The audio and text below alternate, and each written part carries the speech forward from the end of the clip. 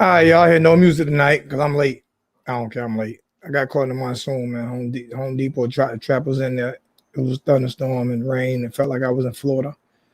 So it was really good. University of Miami Hurricane football fans. Your boy Alonzo 1219, AK Hurricane Zoe, back in the building with my main man Derek Insider, writer, and helped me do a lot on the channel, man. What's going on, D? Nothing much, man. Just getting really excited about these recruits that are making those commitments and shutting down you know, their recruitment. And give a shout out to a few people in the chat before we get live. Get Saeed. Saeed said first. Hey, appreciate that. Saeed said first. Lakers say first, but Laker, you can't be first. Laker dope, you can't be first when Saeed say first at 7:28, and you say first at 7:48. That's 20 minutes second. You were second. Unless Saeed doing that Lance Armstrong type shit, then we're gonna have to do an investigation and see if Saeed taking any type of performance enhancement YouTube drugs to get him out. Dale, what's good with you? Orange Greenblood, what's going on? Ernesto, what's good? Norman, what's going on? Big homie,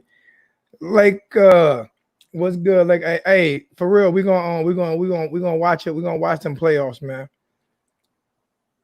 Phil from the Dale, what's going on, bro? I hope I pronounced that right.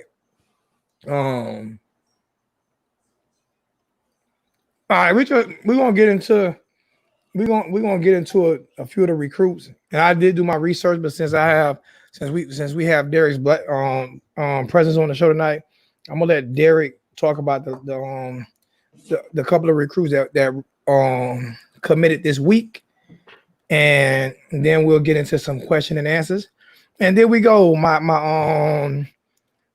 Hurricane 1219 bitch with that thumbs down real quick, like, hey man, he must have a miserable life. You think he got a miserable life, Derek? Yeah, he apparently does. I mean, he has to have a miserable life. Like, if my life was that miserable, no disrespect, I would kill myself. Say, if I was stalking another man so bad, I would just have to kill myself for real. I'm dead serious. I know it's suicide and everything is really, really, really for real, but man, I would kill myself if I was that miserable. For real. It don't make no sense somebody be that miserable. But we got 32 watching, 14 likes. Let's get them likes up, man. Appreciate we got 1,000 views last week. Had over 100 in the live stream last week. Appreciate that, man. And there, what's going on, man? How you feel about these recruits? Yes, I'm eating because I'm hungry. So miss me. I'm hungry. I was late. I'm feeling great about these recruits, though. Got a 5-star up in here now. Yeah, that's a big one. Explain him who he is. Explain to everybody who he is. James Williams, 5-star, just all world athlete. You're talking about, great height. Was he like almost 6'5"? He's in that 220 range. We're talking about, just incredible athlete. Somebody at that size, to have that kind of athleticism is one of those, that Clowney type, build. Just super athletic. And I don't even think Clowney was really as good on both sides of the ball as apparently James Williams is. I ain't gonna say that. You know why I can't say that? Why? Because I didn't see James Williams up close and personal. And okay. I'm just saying I coached against Clowney when he played for Rock Hill. Mm-hmm. He was in the 9th grade, and this was the year that I was coaching for Ridgeview High School. And it's the year that we lost to Clover in the state finals. We almost won the state that year. And he was in the 9th grade. Grade. He was playing on varsity. But boy's bad. That was one of the only loss. That's the only loss we took that year. And he had like 72 sacks that game. Maybe 73. I don't know. I know I walked up to him and I said, hey man, you going and like 50 tackles in the backfield. I said, hey man, you gonna be in the pros one day. He was like, for real, you think so? I said, I'm telling you, I swear to you. I was like, because everybody had been talking about this 9th grader. You know what I'm saying? Everybody been they're talking about an 8th grader. How, you know what I'm saying? Him in the 8th grade, and then when he got to 9th grade, everybody was talking about him. He's from Rock Hill, South Carolina, right up the street.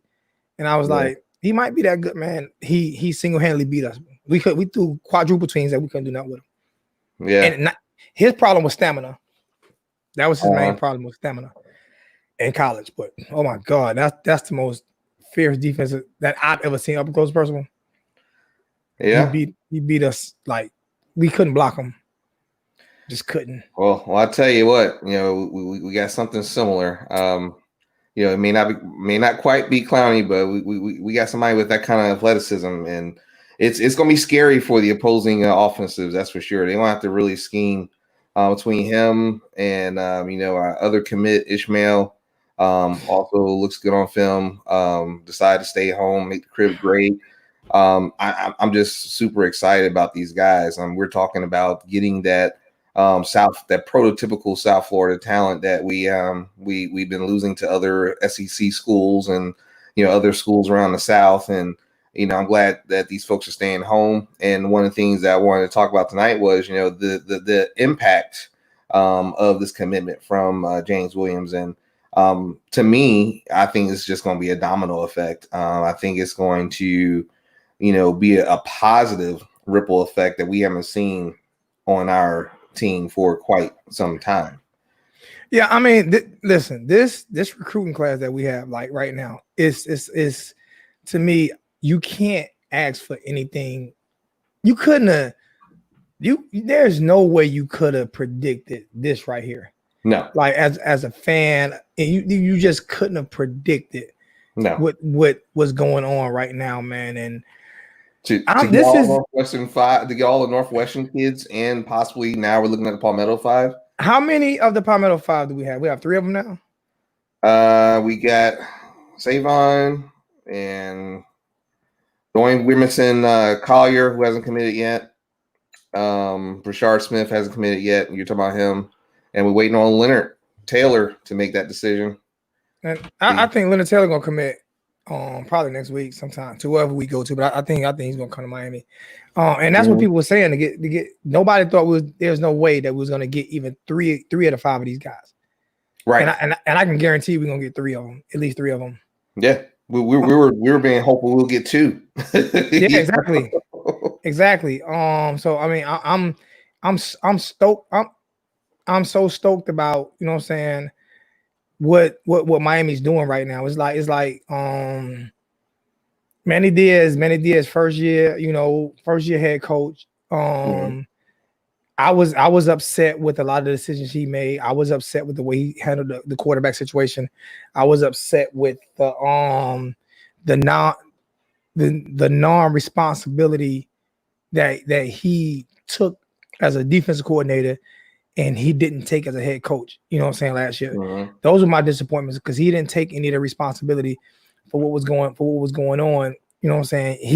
He started finger pointing, you know what I'm saying? And that's the one thing that I respected so much about him when he was just the defensive coordinator, was he didn't do the finger point, you know what I'm saying? But now he did the finger pointing. So it kind of, you know what I'm saying, it bothered me a lot that, you know what I'm saying, coming from a man that I kind of admired, you know what I'm saying, to start finger pointing, it disappointed me a lot. And then to watch him own it, you know what I'm saying, at the end of the season, you know what I'm saying, and basically, he basically said daddy, because his daddy was one of the main ones. And no matter what y'all say, believe me, I know his father was a big part of a lot of the things that went wrong at the University of Miami last year. For him to basically say, daddy, either I'm gonna keep my job or you're gonna help me, or you're gonna help me lose my job. I need to do my job. Let me do my job. To me, that's a big, because like everybody don't want to step to their daddy, but he had no choice. He had no choice. I mean, if you can look at interviews last year, how many interviews did his daddy had? Like 15 interviews last year? Like serious. So you can't tell me his father wasn't a major figure in that locker room last year. And you can't be a politician. He's already a politician's son. We don't need a politician and a politician's son in the locker room at the same time. That's not a good thing for football. But what is good for football is what he's doing right now. I'm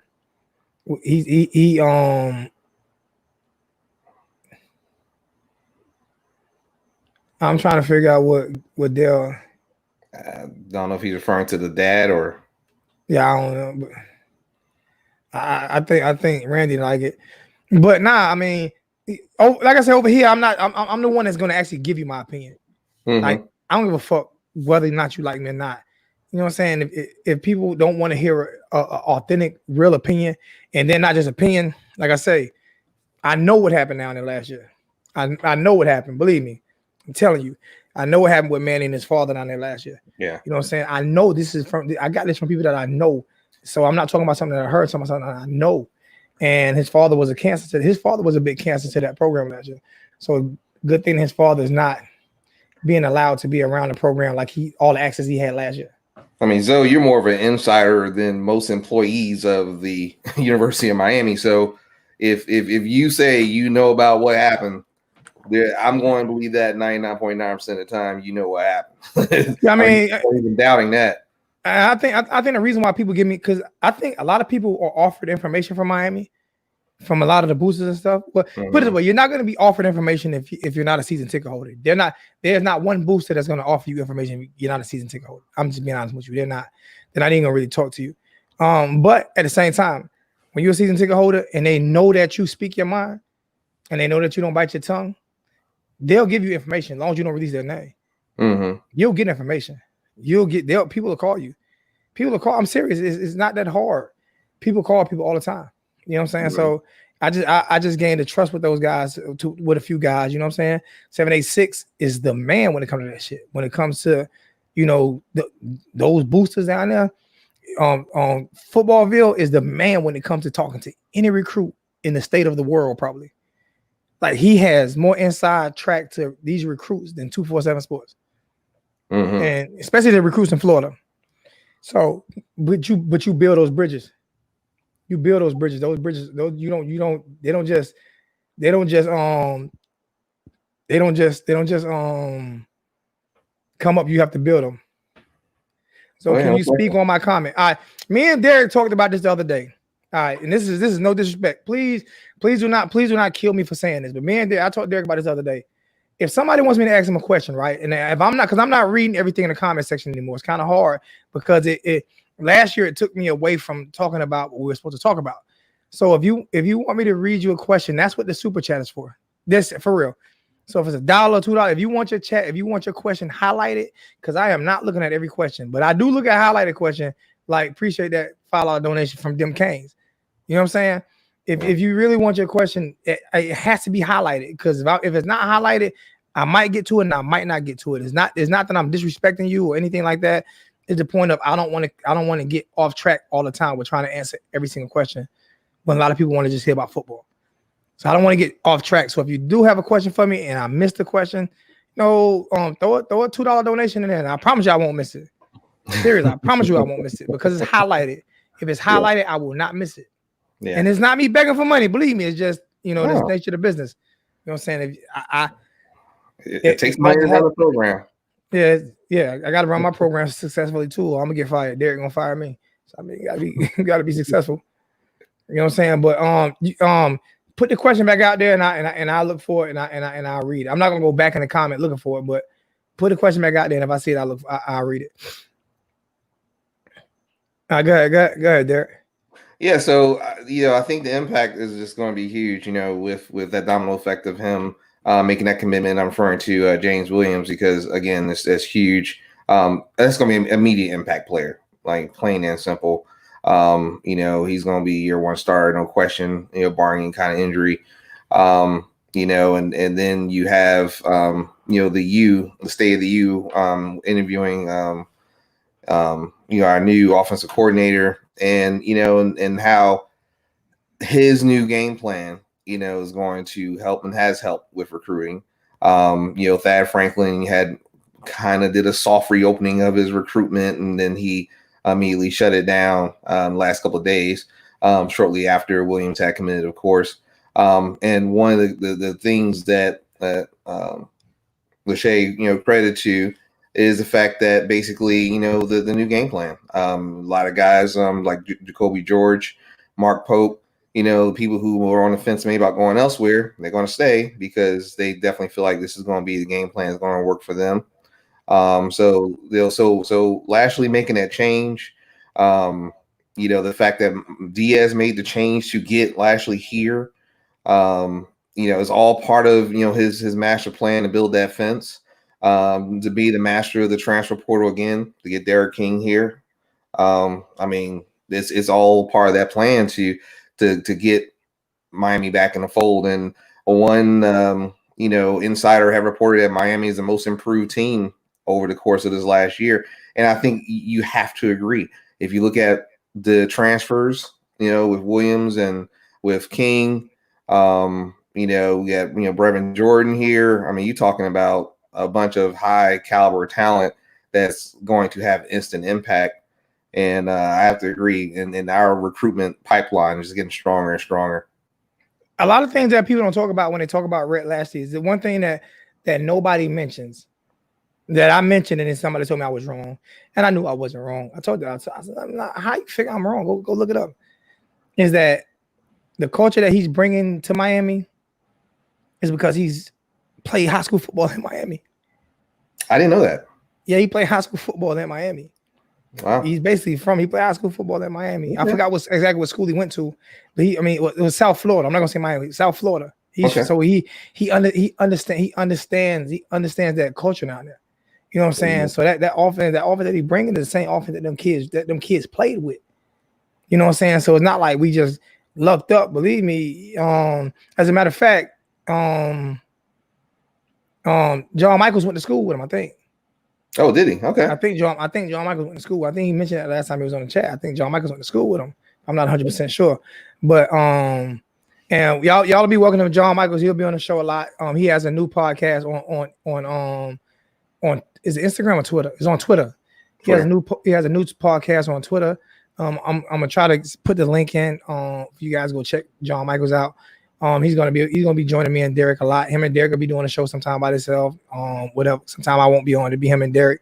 But yeah, he decided to say he'll come over and basically we'll do like a little CrossFit or whatever. You know what I'm saying? We'll help each other out. Collabo. You know, huh? A little collabo. Yeah, a little collabo, man. You know what I'm saying? me, Derek, John Michaels, and all those things right there, man. So I mean, hey. We're gonna try to do things real big. Like, look at this right here, JT Love. Look at that, $50 donation from JT Love, man. Thank you, brother. Great content. You guys keep grinding. Go Canes, man. JT Love, appreciate that, my brother. JT Love was in the live stream last week. You know what I'm saying? Got the opportunity, and I like to thank T2Y for that. I keep saying I like to thank T2Y for showing me how to put the link in the live stream. You know what I'm saying? So people you don't just have to call in no more. There is no more call in. There is either accept the link or don't accept the link. You know what I'm saying? Sir. But if you do accept the link, you don't have to accept the camera. OG was good, man. Are you off work? OG? Are you at work? You at work? I think people would love to hear from you, man. But now, that offense that's coming to Miami, man. That offense is something fierce. You know what I'm saying? The offense is defense ain't have either, brother. and somebody. Well, let me know if you can come in. If you can come in, I'm gonna put the link in the description. All you have to do is hit the link and say allow camera and allow audio, and it'll let you on. If you don't want to allow the camera, you just want to allow the audio, it'll still let you on. You'll just be on audio. You know what I'm saying? But somebody asked that question. Somebody asked a question in the chat. I remember that question they asked. He said, "How do you think the offense is gonna? Do you think it's gonna affect the defense of recruiting?" I think it'll affect it in a positive way. Because if you got a defense that can put points, if you got an offense that can put points on the board, this offense can put points on the board. I think it'll affect it in a positive way. I don't think no offense. I don't think no offense wants to no defense wants to have to carry the whole load. You know what I'm saying? No defense wants to carry the whole load. So I think it'll affect it in a positive way. What you think there? Oh, no question about it. I mean, just like shortly after Brinson committed, right? Then Brinson commit first, and then it was Kitchens. So I mean, that's an example right there. I mean, very recent example of how very recent when you can impact one component, how it can translate to other things. And at this point in this current culture, I see her, baby. Throw that you up, baby. Throw that you up. Throw that. She got to put her phone. She got to put her phone down. She got to put her phone down to throw the you up. Well, at least she representing. There we go. We'll talk about Yeah, my baby. That's my All baby. right. She got to put her phone. She got to put her iPhone down for all your iPhone users in the chat. She got to put her iPhone down. And as much as I hate iPhone, I love my daughter more. So she wanted an iPhone 11, so I got an iPhone 11. I hear you. But yeah, like you said, about go ahead. Yeah, so you're talking about, you know, putting in something new that people want. Right now, the culture is, you know, guys want to play with other players. I mean, just like with you know, David looking at coming back home. You know, he didn't specifically say the U, but everyone knows, you know, he's looking pretty hard at us. So, and that's because, you know, especially after James Williams make that commitment, is like, hey, you know, all the folks, all the big time players are going to the U. So why would he want to be left out? Not to mention what's probably our weakest area on defense is you know, the cornerback position, right? So and when was the last time we landed a 5-star defensive lineman? I couldn't tell you. Do anybody know that answer? Do anybody know the last time we landed a 5-star defensive lineman? A 5-star defensive lineman. I'm trying to think was the last time we landed a 5-star defensive lineman. It's been a long time since we landed a 5-star. To be honest with you. I mean, but a 5-star defensive lineman. Ben Pratt says 2008.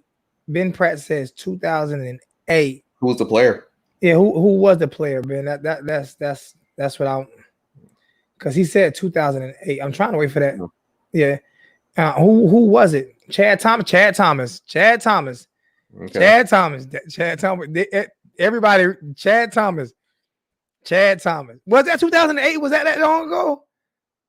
Was Chad Thomas that long ago? Danny Forson was forcing a 5-star. I know for a fact Chad Thomas was a 5-star. Yeah. I don't remember. Well, don't ask me to ask about to remember people's stars from 15, 12 years ago. I said defensive lineman. I ain't say running back. I said when the last time we let a defensive, I didn't say defensive player, I said defensive lineman. Because the hardest position. No, I said defensive line. I said defensive lineman, OGK. I said defensive lineman, OG.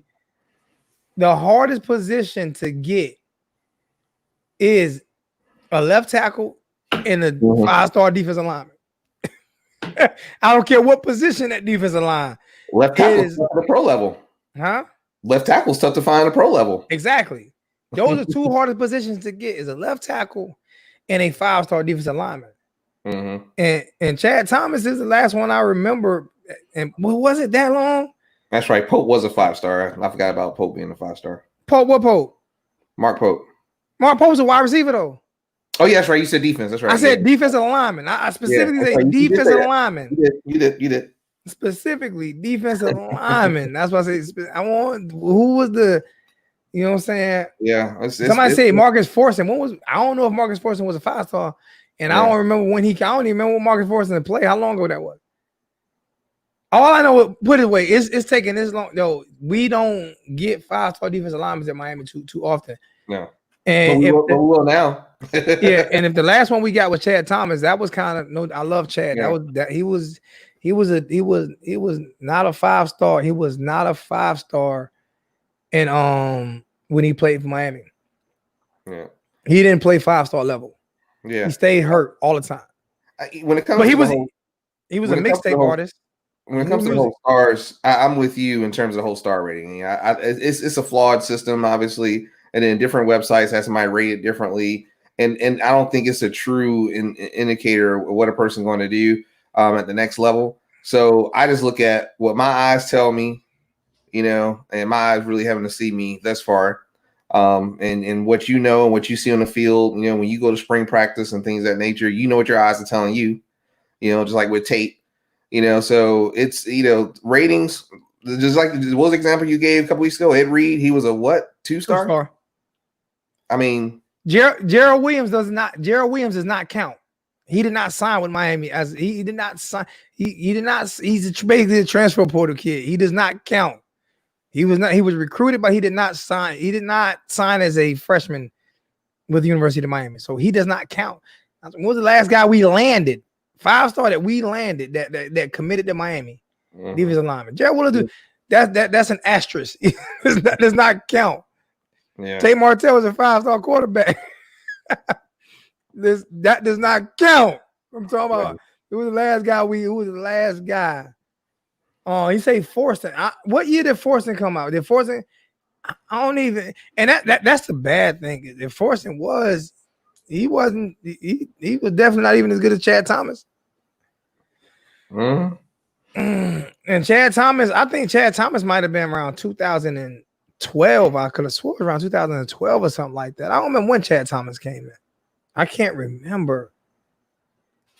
Chad, what year? Y'all gonna make me pull out my phone. Nobody putting in number. I'm gonna put in what year did Chad Thomas? What year was Chad Thomas, man?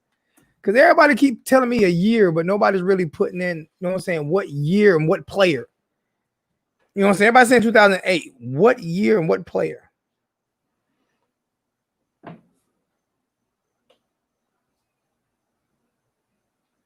So let me see. He was drafted in 2018. He was drafted in 2018. So he was the last 5-star. So he was the last 5-star.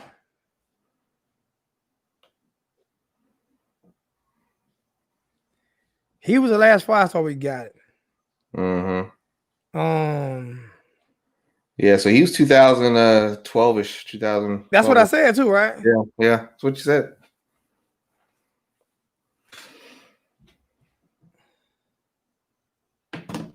Chad Thomas was a 5-star. So 2008 was not the last. It was 2000. It was 2012. Chad Thomas was a 5-star. No, he 2012, 13, 14. You said he was drafted in 18? He was drafted in 18. So he came in 2014. Canes for life 2014. He was drafted. So Chad Thomas was the last. I'm saying defensive lineman. Now we're putting in Lingard. Lorenzo Lingard is. I don't think. Do I need to put in the chat what I'm saying? Defensive, not linebacker, not safety, not wide receiver, not quarterback. What was the last 5-star defensive lineman we got? Because we just landed a big one. What was it, yesterday?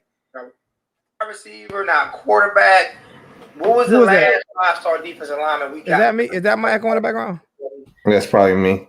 Okay. Yeah. So Chad Thomas was 2014. So that's it. The last 5-star defensive lineman that we got was in 2014, Chad Thomas. You know what I'm saying? So I mean, hey, we have right now we have a total of 76 watching and 39 likes. Can everybody and 2 dislikes? So I guess his girlfriend came and gave me a dislike because I don't mess with her no more. Sorry, baby. You weren't good enough. You just the box wasn't right. Sorry, man. I couldn't mess with you no more. Yo, could y'all, everybody in the chat, do me a favor. Besides the 2 that gave me a dislike, y'all do me do a brother a favor. We got 76 watching, 39 likes. Who up? Hit the like button if you haven't hit the like button yet. You know what I'm saying? But yeah, Chad Thomas was the last defensive lineman that we got at a 5-star. And it's not just that though. The reason why I asked that question is those are the hardest positions to fill. And right now at defensive lineman at Miami, bro, we are looking like an SEC powerhouse at the defensive line position. Period. And we have to, because that's Clemson was getting that powerhouse offensive line. And their defensive boys were that ilk. So they are our competition in the ACC. So if we're not going to build a line that's similar to Clemson, then what's the point? And I'm gonna throw a little shade right now. I'm gonna talk a little shit right now, man. Florida State. Hey, FSU. What the fuck y'all doing down in Tallahassee? What y'all doing in Tally Ho, man? What's going on? I am enjoying. You right. I'm enjoying. That miss me, Florida. What are y'all doing, man? Y'all can't land my grandmother. Serious, like y'all can't land nobody right now. What the hell is y'all doing, man? What is? I know what it is. I know what it is. I know what it is, Derek. I think what just happened is Florida State has went back to an all-girl school. They are now the Spelman of North Dakota. Oh my God. They don't call Florida State. They're Spelman now. They wanted to be us so bad they even wanted to make the same coaching mistakes that we made in the past.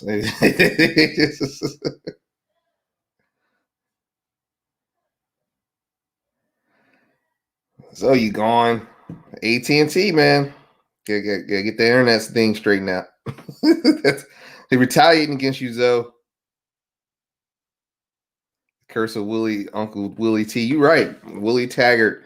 Worst decision. I said the day they made that decision, Big King, that was the worst decision FSU ever made. And I'm sticking to my stance on that. Taggart wasn't the problem. What was the problem, Richard? If Taggart wasn't the problem, what was the problem? You tell me if Taggart wasn't the problem, what was the problem at FSU?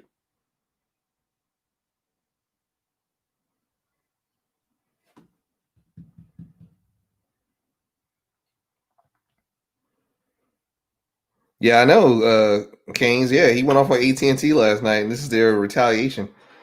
They said, we're going to fix you tonight, brother. The culture. So what about the culture of FSU, Richard? You got to give me some description, man. You got to give me some information. You're not telling me anything.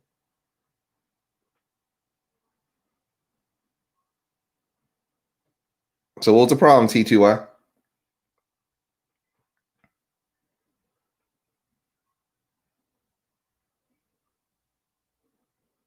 Taggart was phony and the players saw that, lost the locker room. Oh, he definitely was a phony. Yeah, he was somebody who was he kicked me on his coverage, as they say.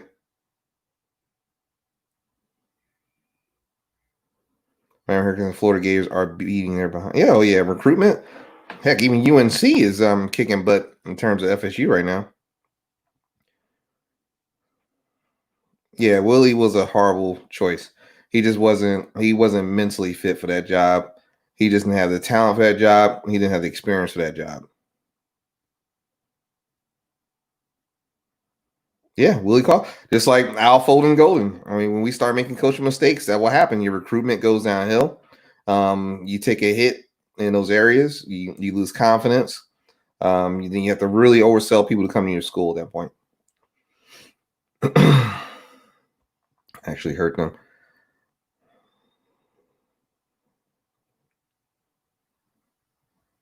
Yeah, FSU and Fort World hurt. Oh, he may be recruiting better than FSU, but they're going to find out that he's a fraud there too, Guillermo. So just a matter of time. Hey, Derek. What's that? I think something between your computer and my computer ain't liking each other. I think AT&T retaliating against you for. You think they're retaliating against me? Having that conversation about them last night. Because goodness gracious, like we hadn't had the problem, or we ain't had none last week, or the week. Yeah, they might be retaliating against me. Mm-hmm. Fuck AT&T. Don't get AT&T. All right. They probably won't kick me off again. I don't care. Fuck them. AT&T whack. It's stars. AT&T is an automatic unlike that you get at the beginning of every show. That might be the second unlike. The first one, I know who the first one is. I think I had his girl. I thought it was his girl, the second one, but I might be AT&T. Yeah. But no, serious Florida State. I don't think Willie Taggart was a mistaken hire. I swear I don't think Willie Taggart was a mistaken hire. So? No, I don't. Bro, they gave him 1 year. He was a fraud, bro. How do we let me explain something to you. And people gonna get mad at me. There is maybe 5% of white people that wanted Willie Taggart at Miami. I mean at Florida State. Just being honest with you. You give him 5%? Maybe I'm that's why I said maybe 5%. Okay. They hated him. They hated the hire when he got hired. Period. Point blank. Yep. Okay. He was never given a shot. When you go into no matter what your job is, when you go into it and you're not even given a shot from day one, And the thing about it is he made the adjustments that everybody wanted him to make. He made the hire that I wanted was Kendall Browse. He gave up play call. He did, but he was not given opportunity. He was not given a bro. He was not. I'm just being. He was not given a fair shot. Because that's the point. Manny Diaz would have been fired this year. You see what I'm saying? He was not. So I'm listen here. Tallahassee was Bobby Bowden. Period. Jimbo, by the way, Jimbo sucked ass after the national championship. And if it wasn't for the great college play of Jameis Winston, and I'm gonna say this because his college, if it wasn't for him and Delvin Cook, Jimbo wouldn't have a national championship because he couldn't call plays worth the fuck. So he would have got ran out of there. So, but no one wanted. Have you ever been to North Florida? That's Alabama. That's basically Alabama. Alabama South. Yeah, they're serious. They did not want Willie there. They did not want Willie there, and this is why I was so pissed off that they fired him the way they did. Because you cannot tell me it wasn't racially motivated. Bullshit. Well, there have been way more coaches that have come in and stunk it up. Jimmy Johnson stunk it up in Miami his first year from a national championship team and stunk it up. Yeah. Right. Yeah. Did he get fired? He was worse than he basically he took. If he went from a national championship team, his first year was worse than Willie Tacker's first year at Florida State. Yeah. Like you said, culture plays a role, and the fans were not happy with the hire. I mean, one of the first memes that came out was the mention of a noose because the disdain that a lot of the fans had against Willie Taggart. So Diaz is still here because of the culture. People love Diaz. I love Coach Diaz. I mean, I'm a huge Diaz fan, and largely because to me he's going to be the anti CMR, which is, hey, if something's not working, I'm going to fix it. I'm going to try to address it. Why do I'm gonna ask you this question because I'm trying to ask it. Why do y'all like the abbreviations of the coaches now? I know there's a big thing going on now because they call it CMR. I remember up here, I just knew him as Coach Mark Rick. And then I get in the chat when he first got hired. They say everybody saying CMR. So, what the fuck is CMR? Yeah. I don't know. That might have been in my recruitment group. They might have started that one because I wasn't here until I started that group. And I'm like, who the hell is CM? I just put the link in the chat. Footballville. I just put the link in the chat, man. The link is in the chat. I was like, who the fuck is CMR? Who in the hell is CMR? CMR, CMD. Go see, man. I want to see one of y'all walk in and say, "What's up, CMD?" I don't take credit for much, but I think my Miami Hurricanes recruitment group started the whole acronym thing. I ain't gonna lie to you, I used to kill them. If y'all don't get on my shit, let's see him on shit. I mean, Coach Rick goes, I don't know what y'all talking about. Stop it.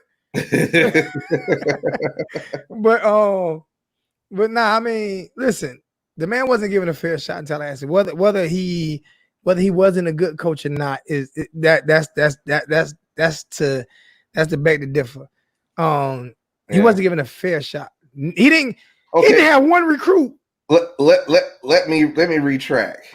I want to say he wasn't the best fit. How about that? I ain't gonna say he wasn't the best fit. He wasn't the best fit because he wasn't a white guy. I mean, he wasn't. Whether you believe race was part of it or not, he wasn't the best fit. And he wasn't. Listen here, man. Deion Sanders wouldn't have been the best fit.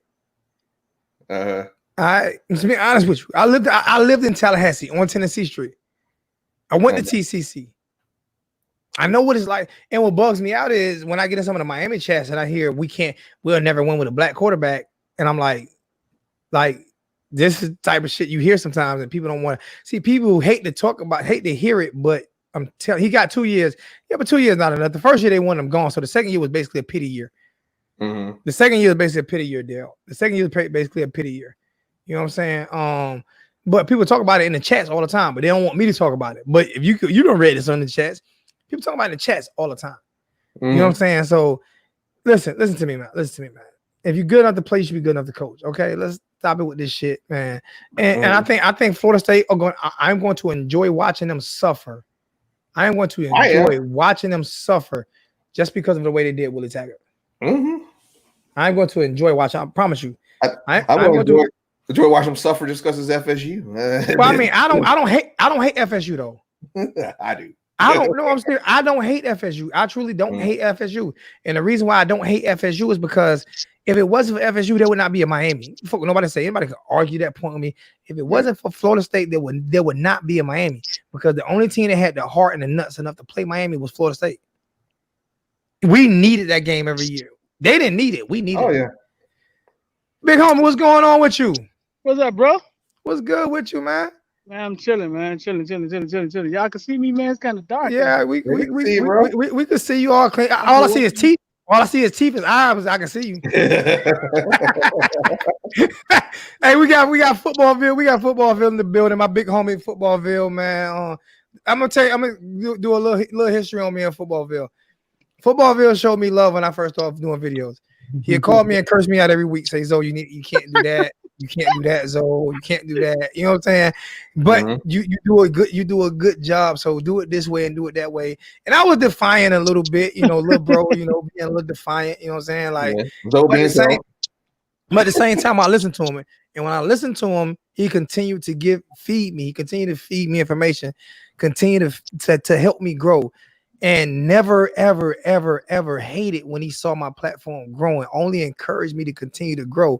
So the love that I have for him and people like 786, and when I have people in Miami that's down there that show love because I actually come there, bro, he could have killed me if he wanted to. He could have just said, fuck it, I'm not going to deal with you or nothing. And when I made mistakes, he called me. He made me pull a video down. I mean, he'll tell you, Zoe, pull. It wasn't even. He didn't even ask me. He said, Zoe, pull the fucking video down. Period. And what I do, Streeter? What did I do, man?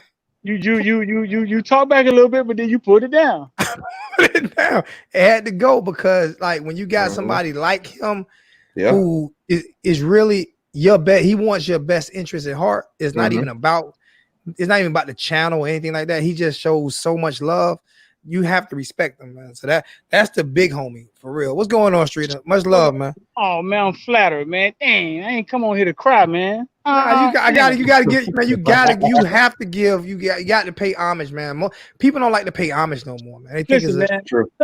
Some reason people seem to think, and I don't know if it's slave mentality. I don't know what it is. They seem to think that in order for me to be successful, you got to be unsuccessful.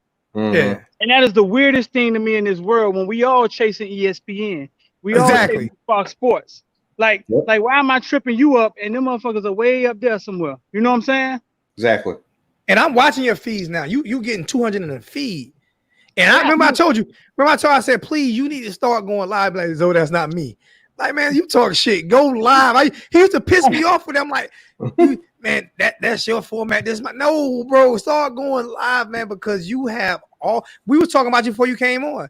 Maybe 30 minutes ago, we said who got all the information better than 247 Sports in the state of Florida is Footballville. Period. I mean, but to be honest with you, bro, I mean, it's twofold. Like, and I appreciate that. All it is me putting more time. I left my job, and I was like, you know what, man, I'm gonna take my retirement and I'm gonna invest it in what I'm doing, because if I'm in an old folks home one day and I'm sitting there and I never gave Footballville a full shot, I'll feel bad in the motherfucker, man. I'll probably be pissing on myself just to have them people come change me or some shit, man. But what it is what we're doing is we're just taking advantage of what we already had, man. That's it. I got a 10-minute conversation with my uncle talking about James Williams, how he coached him since he was 8 years old, and how every year he would tell me, man, listen, James Williams is gonna be the man. And I talked to him today and I recorded the conversation. I ain't tell him I was recording it. I'll tell him later. You know what I'm saying? But you know what I'm saying? But that's what we have. We have real. What we have is real. And exactly. We're a part of it. You know what I'm saying? We just never take pride in anything we have. And what bugged me is that, like, right now you over 60K. Right. Like, when you look at sports, when you look at people doing college football videos, right? Anybody can say what the fuck they want to say. You can't. There's nobody close to 60K. No, I mean, there's nobody close. it's 400,000 across. Like it's 80,000 on Instagram. But I'm here to tell you that it's about it's But about 60 on about YouTube is hard good to do, content. man. It's about putting out good content, and it's about more importantly, I think it's about being consistent. And nobody can ever do anything consistent in their life but go to work, bro. That's the Yeah. only thing we consistently do. And if you can stay consistent, like you, Zo, like when you know why I didn't want to go live, Zo, because when I used to watch you live, and I used to be like, damn, he was on live for 2 hours, it would seem like I can't do that. It would seem hard to do, but I realized that once you get on live and people start asking questions, you can be on there for 3 hours, and it doesn't don't feel like right. But I didn't realize that. I didn't realize that at the time. But now I do it now, man. But I've always told you, man, I wanted you to understand that that no matter what anybody else was doing, like it really didn't have nothing to do with you. So when the guys was taking shots at you and you was getting mad, and I was like, Zo, man, chill, man, because it's going to be people there that copy you. It's going to be people there that do what you do. Anytime you put something out, it's going to be people there that as soon as you put it out in the public, it's going to be people there that copy it. You just got to be ready to recreate. But you want, oh man, he copying all me and they're doing that and doing that and then I used to, my man X who be on the show with me, I used to have to tell him sometimes, like when we first started, he would be like, man, they taking what we saying, man, and putting it on Rivals or putting it on 247 behind in the member section. Be like, that's fine, because they don't have what we have. We don't have what they have, which is a bunch of money. Okay, that's fine, but they don't have what we have. The access to these kids, to these coaches. I can go sit in the front room with one of their mamas if I want to. Yeah, and that's what bugged me out. Like people, and that's why I used to tell you when I used to tell people, man, I mention street name a lot, 786 a lot. Like, and I tell people like, bro, it's people in my corner that won't let me quit. I remember I was talking about quitting. Shit, you ain't quitting shit. Fuck you quitting for? You ain't quitting. Reinvent yourself. You know what I'm saying? Do better. Come on and do. So you have anybody who don't have somebody in their corner, you stupid. You know what I'm saying? Anybody who don't, if you know everything, you dumb as fuck. You know what I'm saying? And Streeter just used to, I mean, he never criticized me, but he would critique me. He would let me know, bro, get your shit together. Stop crying. Get your shit together. Tough love shit. You know what I'm saying? None of that bullshit. Tough love shit. So you need that. You straight up need that. That's why that's the big homie forever. Why you wanted to quit? Well, you remember I was getting aggravated. You remember? And see, I was going through a lot. I was going a lot personal too. You know, I was going a lot personal shit too. I think we all. You know what I'm saying? I think we all deal with a lot on the outside, but we strong people, bro. Like it's not. Man, listen, I got 4 kids, man. Y'all have never seen them. Yeah. I live around the corner. I get up and I walk every morning and around their house, and I don't go to their house because me and their mom going to go at it in court this year. And you know what I'm saying? I got a son, 6 years old. I just won them on Zoom doing coronavirus. Y'all eventually start seeing them. But I mean, it is what it is. I just try to take the positive out of it. All right, y'all want to act stupid with my kids? Y'all freed me up to create Footballville. Gave me a bunch of free time. You know what I'm saying? Footballville was already created. It was already a monster before. It was already a monster. I remember you was at 50K, and what bugged me is he had called me, man. I was like, that's Footballville. You know, you starstruck. But you know what I'm saying? He really, like, even when I come to my, like, he really just, the realest. That's why I say, man, I tell YouTubers, man, if you doing University of Miami Hurricane videos and you not in Miami, you not touching down in Miami, these guys ain't going to show you that respect. I'm telling you, y'all, he might not say it live, but I'm telling you, if you're not touching down in Miami and showing your face, they're not going to show you that respect because they're not going to feel like you're trying to work. Man, you got to get there. But look where you don't took the channel at, man. You got, man, look what you got. You got lower thirds on here, man. You got 3 people on here, man. What's going on, bro? You know how to do that, don't you? No, I don't. Well, I'm gonna show you how we're gonna talk about that. I would pay somebody to do it, but you can show me how to do it. You believe me, if my dumb ass can do it, you That's exactly what I was thinking when I saw it. Oh God! Joe figured it out. God damn it! Let me get back here on this. You have to agree. You have to agree with me on that. Hey, Street, this is my homeboy Derek, man. And when I say he big in the you, I mean he mentioned you at least. Man, why you don't collab with football? I said, man, Street talk all the time, man. He ain't know, but when I say he a big fan of yours, man, like he's man, he might be one of the biggest ones I know. Like he follow you. Oh Might man, not come. Dead that's serious. crazy, man. But listen, man, that's crazy. I mean, sometimes I could be at Publix, man, and I could be having 8 bags in my hand trying to make it to the car, and dudes would stop and be like, "Hey, man, you think we really getting this kicker from Chaminade?" And I gotta stop. I have to stop and talk to him. You know what I'm saying? So you never know. Like, damn, man, that's cool. How long you been following the page? For like the last couple of months, actually, man. I just started a few months with you. Yeah, because it took me a little minute to discover you, and every time you guys come on, you go live. You broke the news with Brinson too, if I remember correctly. Right. Caught that live. So yeah, man. Ever since then, I was like, Zoe, man, it's Footballville. You guys got something going on, man. No, we know every listen, day. bro. We know, bro. Like we know, and if we could just come out and say everybody we knew, we would. But what we don't want to do is what we care about, which is we don't want to steal the kids' thunder. Yeah, he told me that all the time. He said, "Zoe, never ever, even if you get that information on the kid, don't break that. Let that kid break that." I would like you get 247. They give you a crystal ball and all of this stuff. I would indicate it like in other ways, but you don't want to, because there's a lot of things I could say. You know what I'm saying? But you don't. I don't really want to steal the kid's thunder. Yeah. I'm gonna steal a shirt though. I'm still waiting for my Footballville shirt. You ain't got no shirt, fool? I ain't got no shirt, man. Man, text me your address, man. I wash you one or something and send it to you. Yeah, you can wash it to me. You can wash it, and I blow dry it and crease but listen, so you a fan or you run a page or something? Yeah, I mean, I got a couple things going. Mobley Media on Twitter. You can find me at Mobley Media. Derek Mobley Sports. I got a webpage, mobleysports.com, etc. So, and I started the Miami Hurricane Recruitment Watch on Facebook. So that's a group that grew over 2,000 people in less than a year. Because the focus was recruitment. When I looked at other pages, I just wasn't seeing that. So I was excited to come across your stream because you guys do a lot of heavy recruitment talk and so forth. So that got me really interested in watching your stream from time to time. Right, everybody in Street is worldwide west of Miami. I'm dead ass. Street is the worldwide west of Miami. I'm dead ass. Like if it's a player that every player in Miami knows Streeter. It's serious. In that area, the whole area.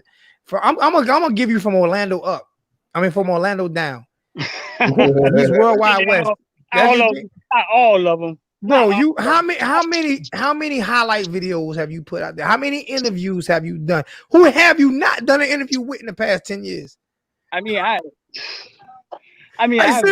Like everybody. I mean, like I said, we don't really value the things. I just now, man, once I started doing it full time, realized that, man, we don't value the things we have. Like these websites, they make everything content.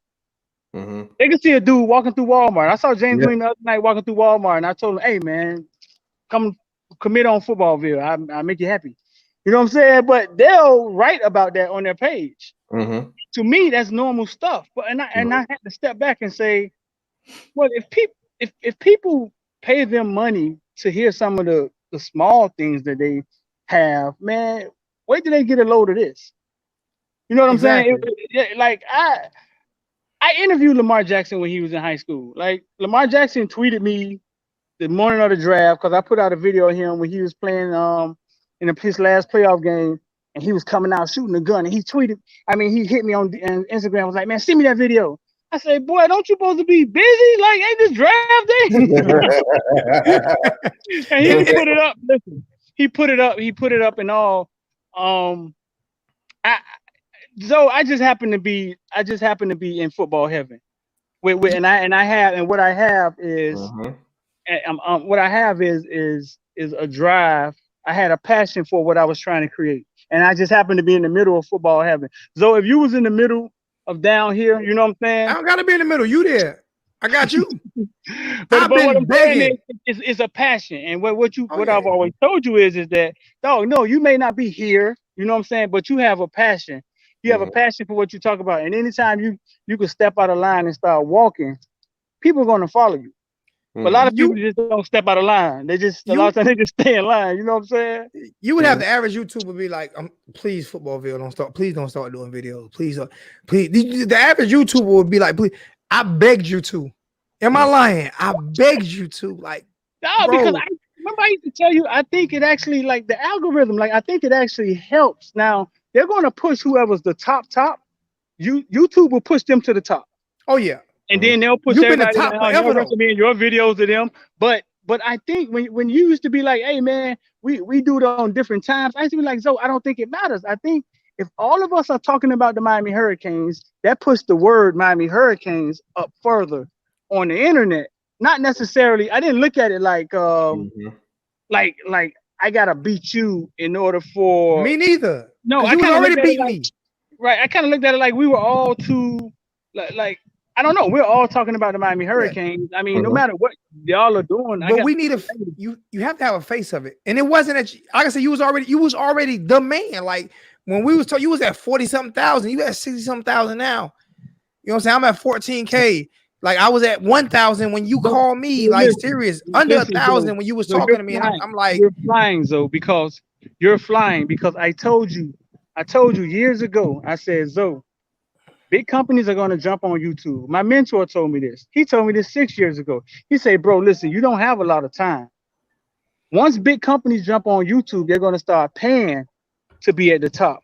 And everything is going to go to them. You know what I'm saying? All your videos, it'll have them on the side and it'll be displayed on the side like the NFL. So I'm walking out of Wawa one night doing coronavirus and I'm looking at one of my videos and my video goes off and an NFL football game comes on. And I went and looked and then lo and behold, that shit said NFL football.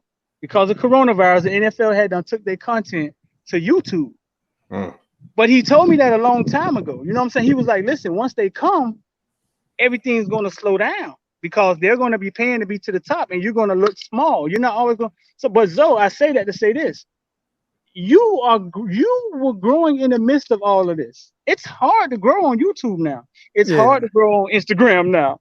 yeah. In the midst of all of it, you keep growing and growing and growing. It's like feeding it's just like feeding a monster, but you got to consistently do it. But it's because people like you though, and like I said, that's why anytime I do a show, like serious, the two of the main people I mentioned is you and 786, like because y'all push me, like serious, and I say it all the time, like I tell people like it's nothing like being in Miami, it's nothing like being a season ticket holder, whether you got a press pass or not, it's nothing like stepping down in I got a lot of family in Miami Gardens, so if I don't come there, they're gonna kick my ass anyway. You know what I'm saying? But I always felt like if I'm gonna do videos for University of Miami, if I'm gonna make money off the University of Miami, even with a press pass, I still have to get season tickets because I want to give back to those kids. I want to give back. I want to make sure that I'm giving because I'm making money off of them. So I want to give back. And the respect, anytime I come to Miami, the respect you get, like you said, you get the respect. I get the respect when I'm in, even here in South Carolina, it's crazy when I see a Miami Hurricane fan. Hey, that's 01219, and you stop and talk to them, and you show them that you're a real dude. That you like, I'm gonna sit here and conversate with you. I'm not about to sit here and act like I'm better. You know what I'm saying? We all from the hood, man. We all had our bumps and bruises in our life. You know what I'm saying? And my main objective is these kids. And people used to be like, well, you don't hold the kids responsible. I hold the kids responsible, but I hold the adults more responsible because they get fucking paid. Okay. Hold the kids responsible for what? We gonna talk about football tonight or no? We finna. No, we're gonna talk about football. No, I'm just saying. No, I'm just saying. We talking about big mamas. We talking about next. I'm talking about on football. Like last year when players with, I'm gonna hold the kids responsible, but I hold the coaches more responsible. Right. Because they get paid. Right. NFL is different. NFL players, they get paid, so you can hold them more responsible. But in college football, totally different. Yeah, in college football, those kids don't get paid. They don't get paid. That little stipend ain't no money compared to what NCAA getting. You know what I'm saying? That's why they're trying to have a season right now. Right. You know what I'm saying? Is because of they can't afford to lose that money, especially these small towns. Miami can't, Clemson can't. So you know what I'm saying? I hold coaches and administrations more responsible than I do kids.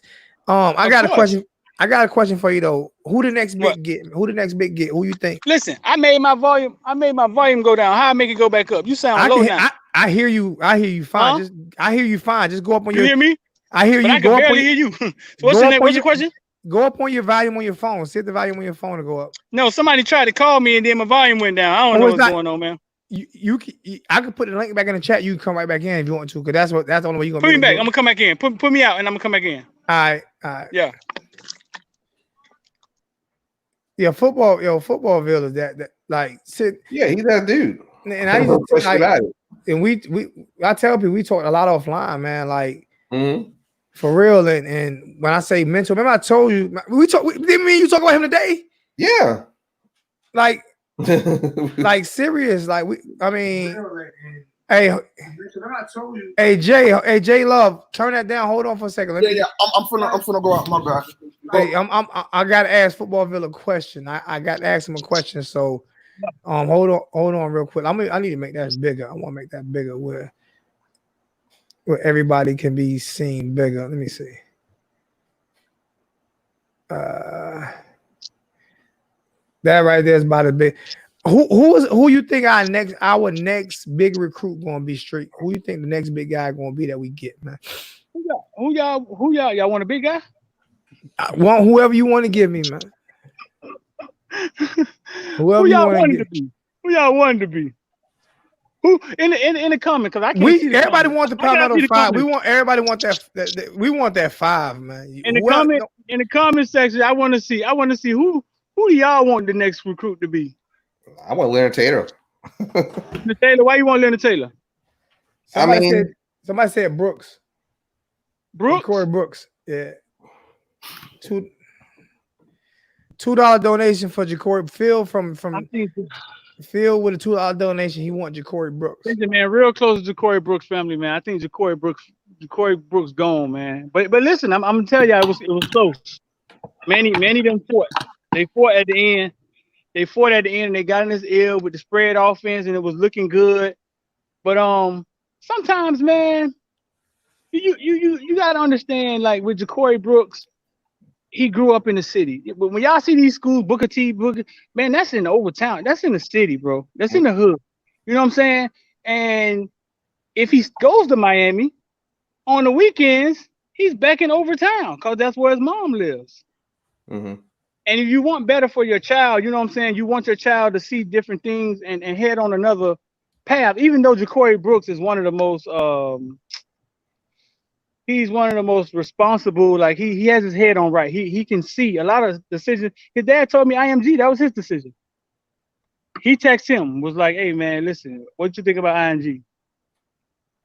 So he's a very mature kid, but a lot of times I'm just gonna say it, some of these kids can't stay in Miami for their own safety.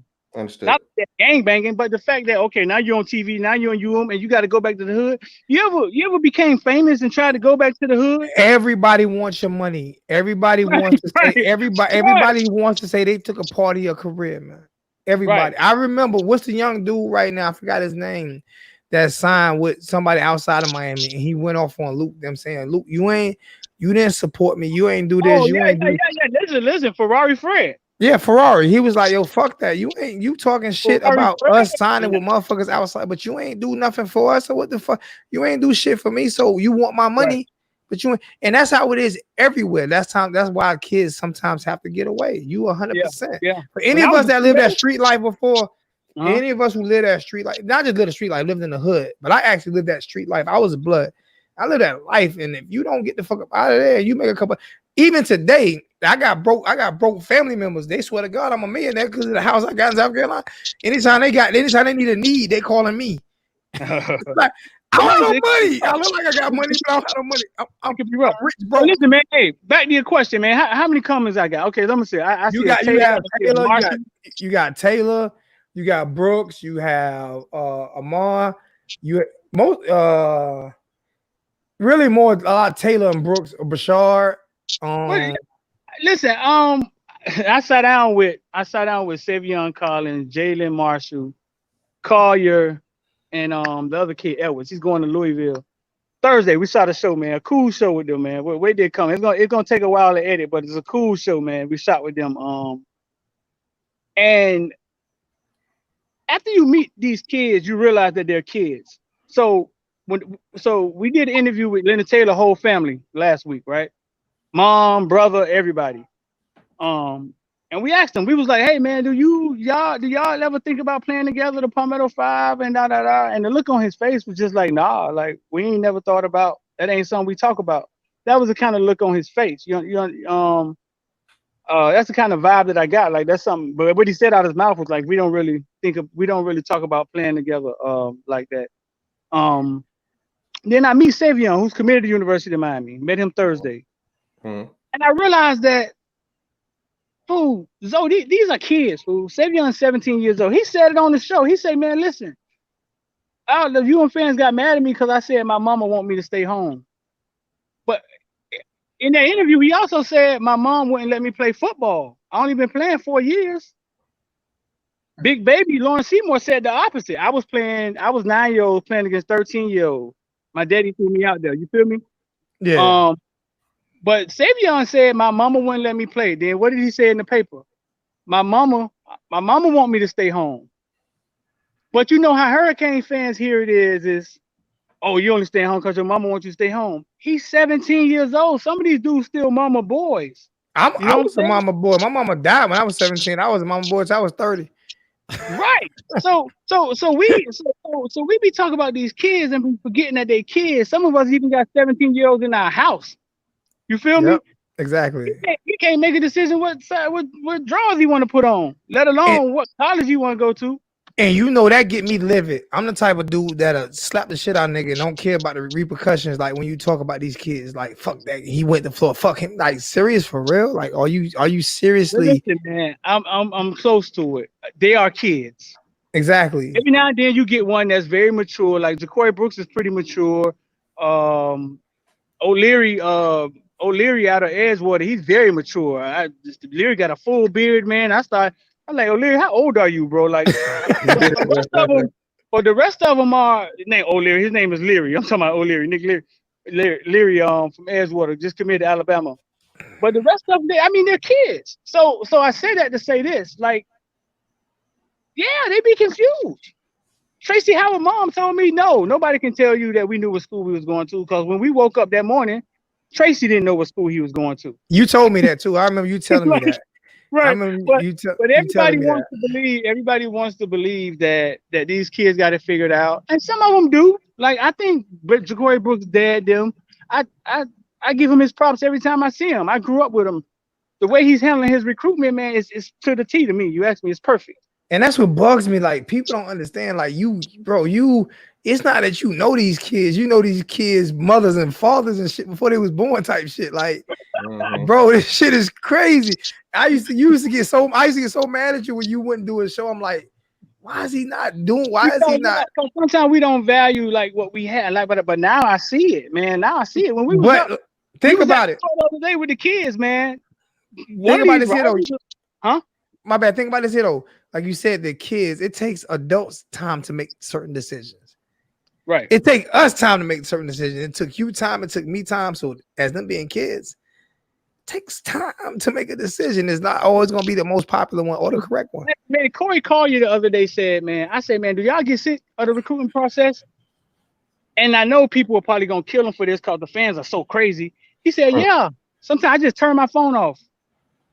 And I can only imagine. I'm sitting in the car with Shaman, our coach, when Clemson called. And it's like, you could tell the look on his face. It's like the 20th call that day. Mm-hmm. And it's something they got to deal with. You got to understand, you calling these kids, like, these kids getting 15 calls a day. Think about that, bro. Mm-hmm. From adults trying to convince them to make a decision. All right. We got to slow down and think about that for a second. We got to slow down and think about that for a second. Like it's crazy how we expect kids to be able to handle successes that we can't handle ourselves, man. That's what. But like I just think it's short-sighted, man. I just think they're thinking about their team, and in that moment, they're fans, and the kid is a player, and they're not thinking they're not thinking past that. You know what I'm saying? Yeah. Yeah, then they're not thinking past that. So man, you said who the next recruit gonna be, man? The next one, I don't know, but somebody's finna commit. Well, I do know who I think the next one gonna be, but somebody's about to commit soon. You and want I to say think that for your show? Save it for your show. no. I just don't want to like. Like you said, you don't. Okay, so I listen, I appreciate that got about member you. section. I got a member section. You can join on YouTube. You can join on Facebook, and sometimes I say names in there because it's not a whole bunch of people in there. You know what I'm saying? That pay for the Footballville membership on Facebook and YouTube. But I'll tell you this: when the last time University of Miami had 2 5-stars in the class? What? Probably 2014. I don't remember Chad Thomas, or maybe 2008. Who they had? I don't remember. I'm thinking Come on, 2000. listen. Somebody in the comment section know because No, everybody they always don't, know. because they everybody kept mentioning 2008 They was the always only know. I said defensive lineman. Who's the I last said 2 5-stars University had Miami had in their class? in The last in the time they same asked class. him, I don't Same even class. know that. I don't know that. Huh? Hey, Jerome, J Love, you in the building? Who was the last 2 5-stars that we I had? know somebody know. I'm gonna go look in the last comments. time Same they class. asked me, we got 2 5-stars. One of them never made it to campus. If you remember, the same class with Anthony Chickolo, I forgot the kid's name. I think Grimble, the kid from Bishop Gorman, the defensive lineman. That was the last time we had 2 5-stars, but I think Grimble never played it down at UM. Other than that, I don't remember. So we And had this was Grimble. Who the other one was? Oh, Chickolo, Grimble and Chickolo. Chickalo was a 5-star. Yeah, Chip was a 5-star. He was behind Clowney. It's just, Yeah, he was a second. He was a second. Yo, he was second defense end behind Clowney. Wow. Yeah, Chick. Matter of fact, Chick outperformed Clowney in the All-American game, in the Under Armour All-American game. Yeah. Yeah, he outperformed. I Oh remember no, he that. did. No, I remember that game. Yeah, Yeah. Chickalo showed out in that game. I was proud that we had him. You know what I'm saying? I remember that. Denarfield killed him. Chickalo's still in the league though. Denarfield killed his college career. Huh? With that zone, with that backup zone defense, Denarfield killed his college career. I don't know what He killed a lot defense. of people's career, man. He killed Trey. Man, he killed a lot of people's career, man. That man Man, listen. he ran a fast break defense. Well, hold on, though. I want to go back to this big time hint he's dropping here. So we're going to a 5-star. We're going to make an announcement. He trying to get. Let's He get back trying to get the info. Street. Hey, Street. That ain't. Hey, Street. That's Derek, man. I'm gonna leave that alone. Derek said, "Fuck that." He want that info. What 5-stars are they after? Who? What 5-stars are they after that we think we close to getting? Close to getting who? Taylor. We close to getting who else? I keep feeling that Taylor is going to make that decision. That's my feeling. But what do I know? You're the insider. You're a boots on the ground. Nah, you insider too. Anybody who works extra hours trying to figure out what these kids do is an insider. Listen, who did Taylor like in the beginning? He was going to UF, wasn't he?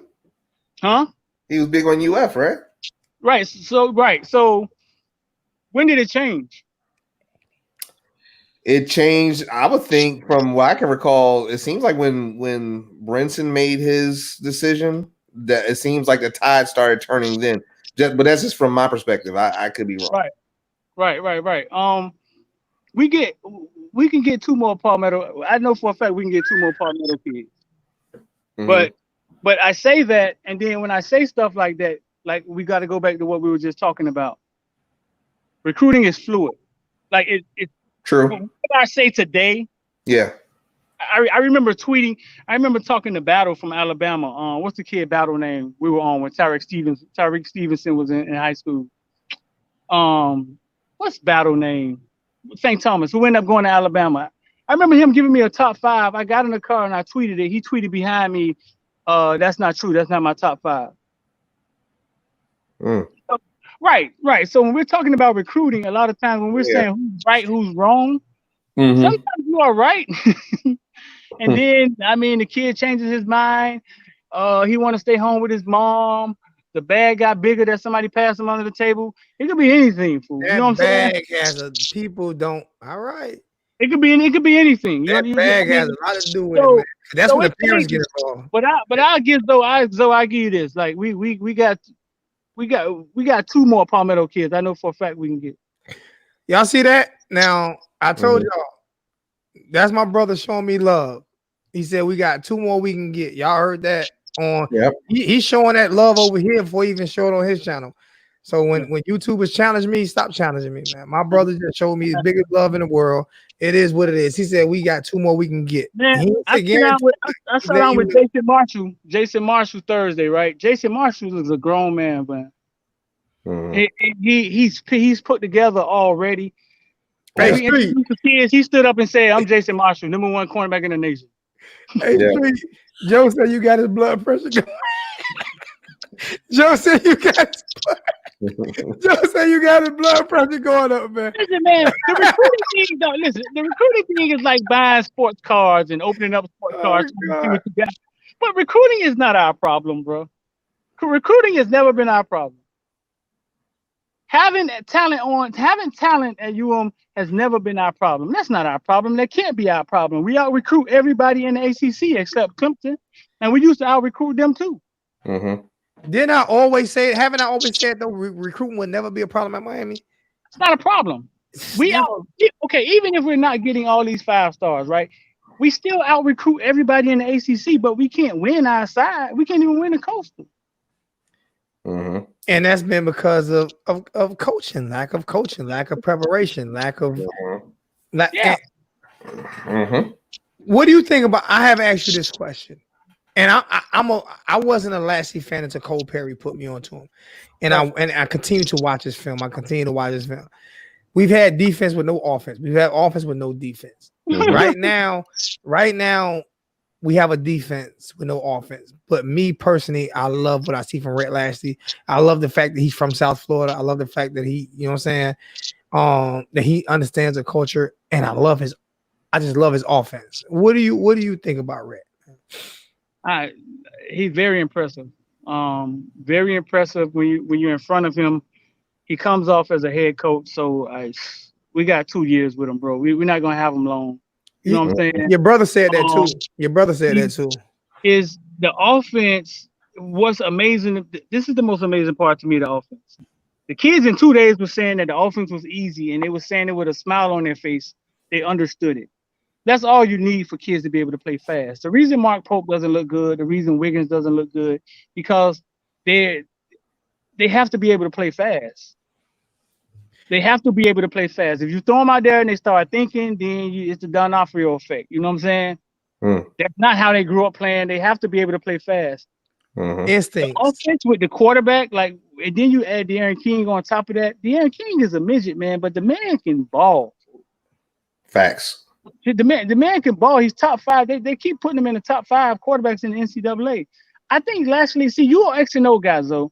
Like, you're an X and O guy. Like, I'm not gonna go watch his film, yada yada yada, and all that. Xavier will do that. I got other people that'll do that. I'm just saying, from what I saw at practice, how they impact the practice, him and the guys that he brought with him. I see why he brought those guys with him, because it changed the whole tempo of the practice. Defense, offense, it changed everything. That's what Diaz did when he simplified the defense. And can I correct somebody for making a stupid comment? Because I like checking stupid people when they make stupid comments in the comment section. That's just I like correcting stupid ass people when they make stupid ass comments. When you say the kids can't think, that's dumb as shit. You a dummy. It's not that the kids can't think, all right?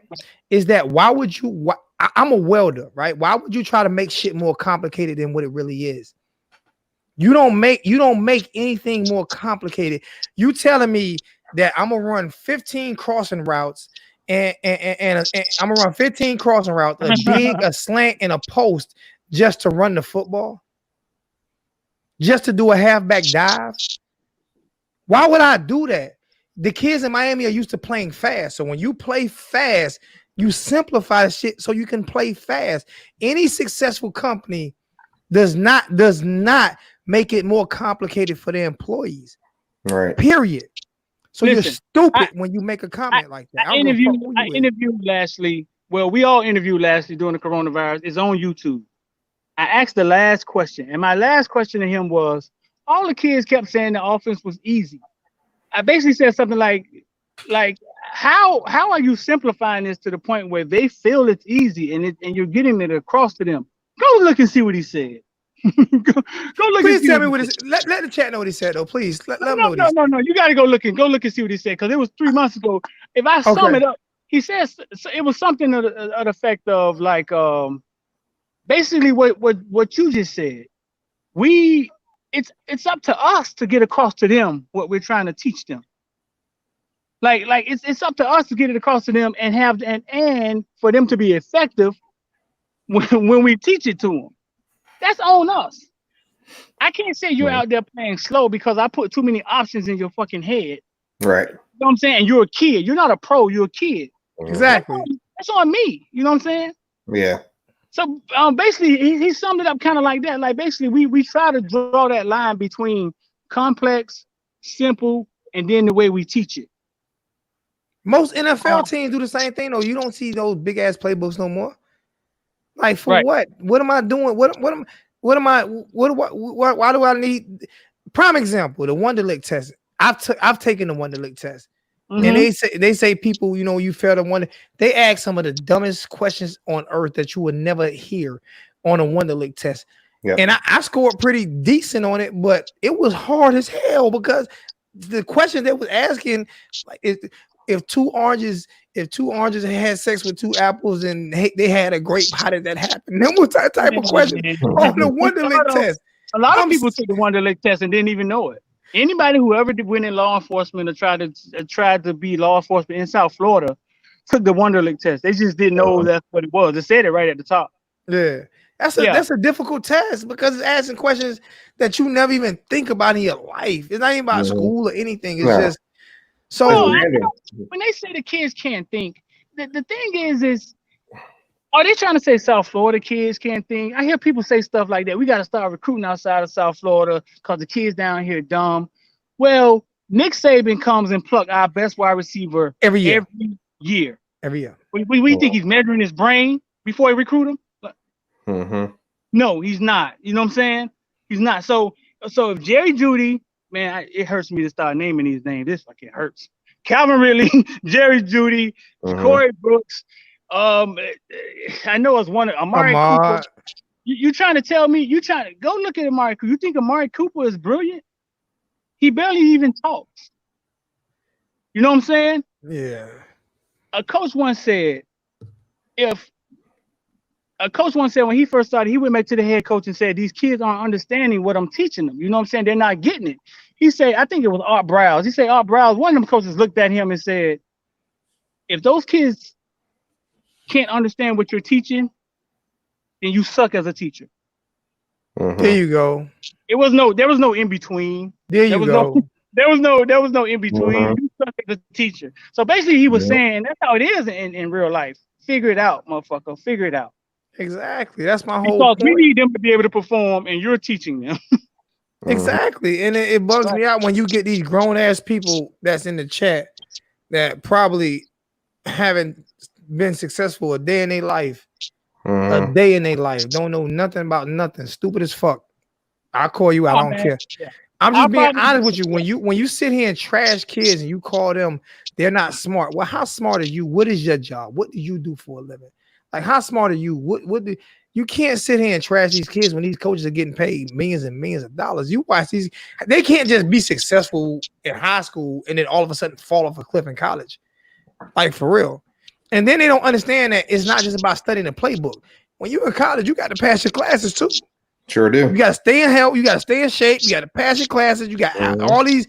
You have all this other shit, man. That it's a whole nother world for you. You know what I'm saying? And these kids, and a lot of times, the reason why kids don't come to Miami, I'm just gonna be honest with you, is because some of the fuck ass fans we got that make comments like that in the comment section. Like, show these kids some support, man. That's what I love about Footballville, man. I'm telling you, man. Don't give a damn where's that. But look, Zoe fans gonna be fans, man. I know, but I'm gonna call them out for being ass clowns too. Fuck them. They don't like me. I mean, I don't fault you on that, but that's part of your show. Screw it. You can have that. You can have that. That's part of your show. I mean, I was telling Jalen Marshall them the other day. I was just like, listen, man. When Sevion was throwing himself on the ground, saying, "Man, I'm just a kid," and I realized he's a 6'5", 340-pound kid. You know what I'm saying? Like, I told him, I say, listen, with fame comes responsibility. And the first thing you guys are going to have to realize is You can't give a damn what people think about you anymore. And Mhm. see, you have to figure that out, because they're gonna love you when you committed to Miami, and they're gonna love you when you coming, and then when you're not coming, the first thing they're gonna say is he's scared of competition, which is the dumbest thing ever. Because we've Yep. been 13 and 13 the last 2 years. I'm sure all the competition isn't here. You know what I'm saying? I'm sure it's across college Exactly. football everywhere. Exactly. And not just that, I think our coaching staff over the past couple of years, man, they wasn't playing the best players. It was all about, you know what I'm saying? It was a lot of favoritism going on. No disrespect to Shaq, but you know what I'm saying? Who you think Brook, should have been? Who? Give me an example. Brooks. Sam Brooks. Yep. Sam Brooks. This is what I was told about Sam Brooks before a Pittsburgh game. Sam Brooks is very talented, and listen, and it came to kind of be true. They said he wasn't ready. They don't think he was ready mentally or physically. That's what I was told. Can he play? Yeah, he could play. But you saw he went out there in the bowl game and balled out, and then what was the result of that? Did he get hurt? Did he get hurt? Yeah, he got hurt. But it wasn't the same thing. But it wasn't the same thing with they said the same thing about Lorenzo the whole year. Remember? And you seen him, Lingard. You seen him, and I seen him, and he looked good. But they would, for some reason, they wouldn't play him. I just y'all wanted Jim on Lingard, man. Listen, y'all. No, y'all, I'm a Cam guy. I'm gonna talk to y'all about I'm a Lingard Cam right guy. now. I'm gonna talk to y'all about Lingard. I'm a Cam guy. Always and then have I'm been. gonna get out of here. I was telling you I thought Lingard was gonna be special. Remember? Yeah, and I was on Cam. Remember, I thought Cam was. I was saying I thought Lingard was gonna be special. Every time he touched the ball, like anytime he touched the ball, man, I mean, he did something special with it. But he got hurt, right? And then he came back. So he was getting healthy, and people started saying like Lingard got to get his head on straight. Like he got to get his head on straight. And I didn't understand what they were saying. You know what I'm saying? And I remember one time, man. One time I asked Cam. I was like, Cam, boy, they was running a dog out of you at Pitt. I saw him at a youth football game. I said, they was running a dog out of you at Pitt. And he said, yeah, man, I was tired, man. That's when we only had him and the kid from Gulliver. I said, I thought they was going to put Lingard in the game, man. And he looked at me, man, and he said, nah, they weren't going to put Lingard in the game. Bro, whatever's going on with Lingard, I think I could take it. If I had to take a guess, I would think it's confidence. I think he looks the part, right? He looks like a Greek god. He has all the tools.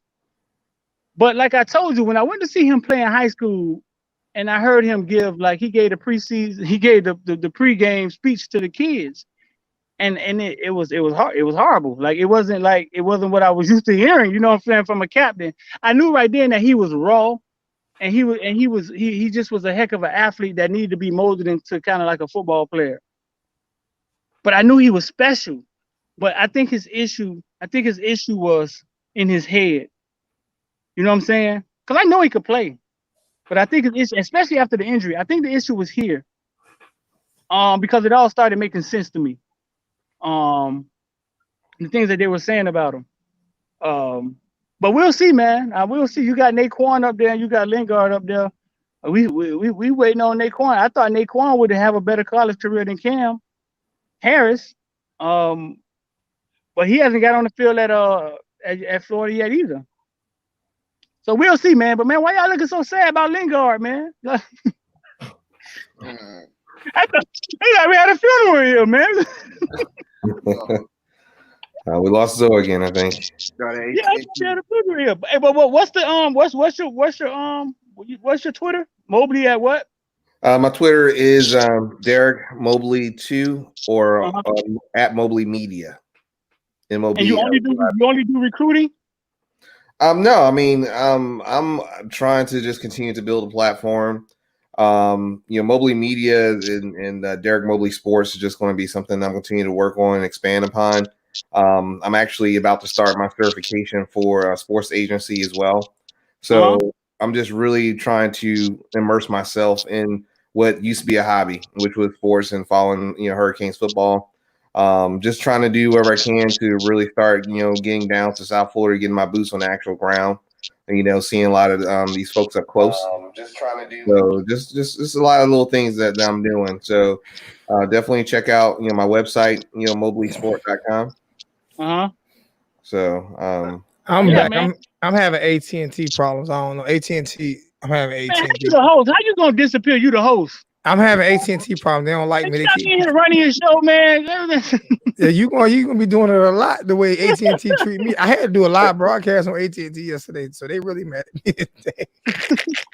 They kicking me off all the time.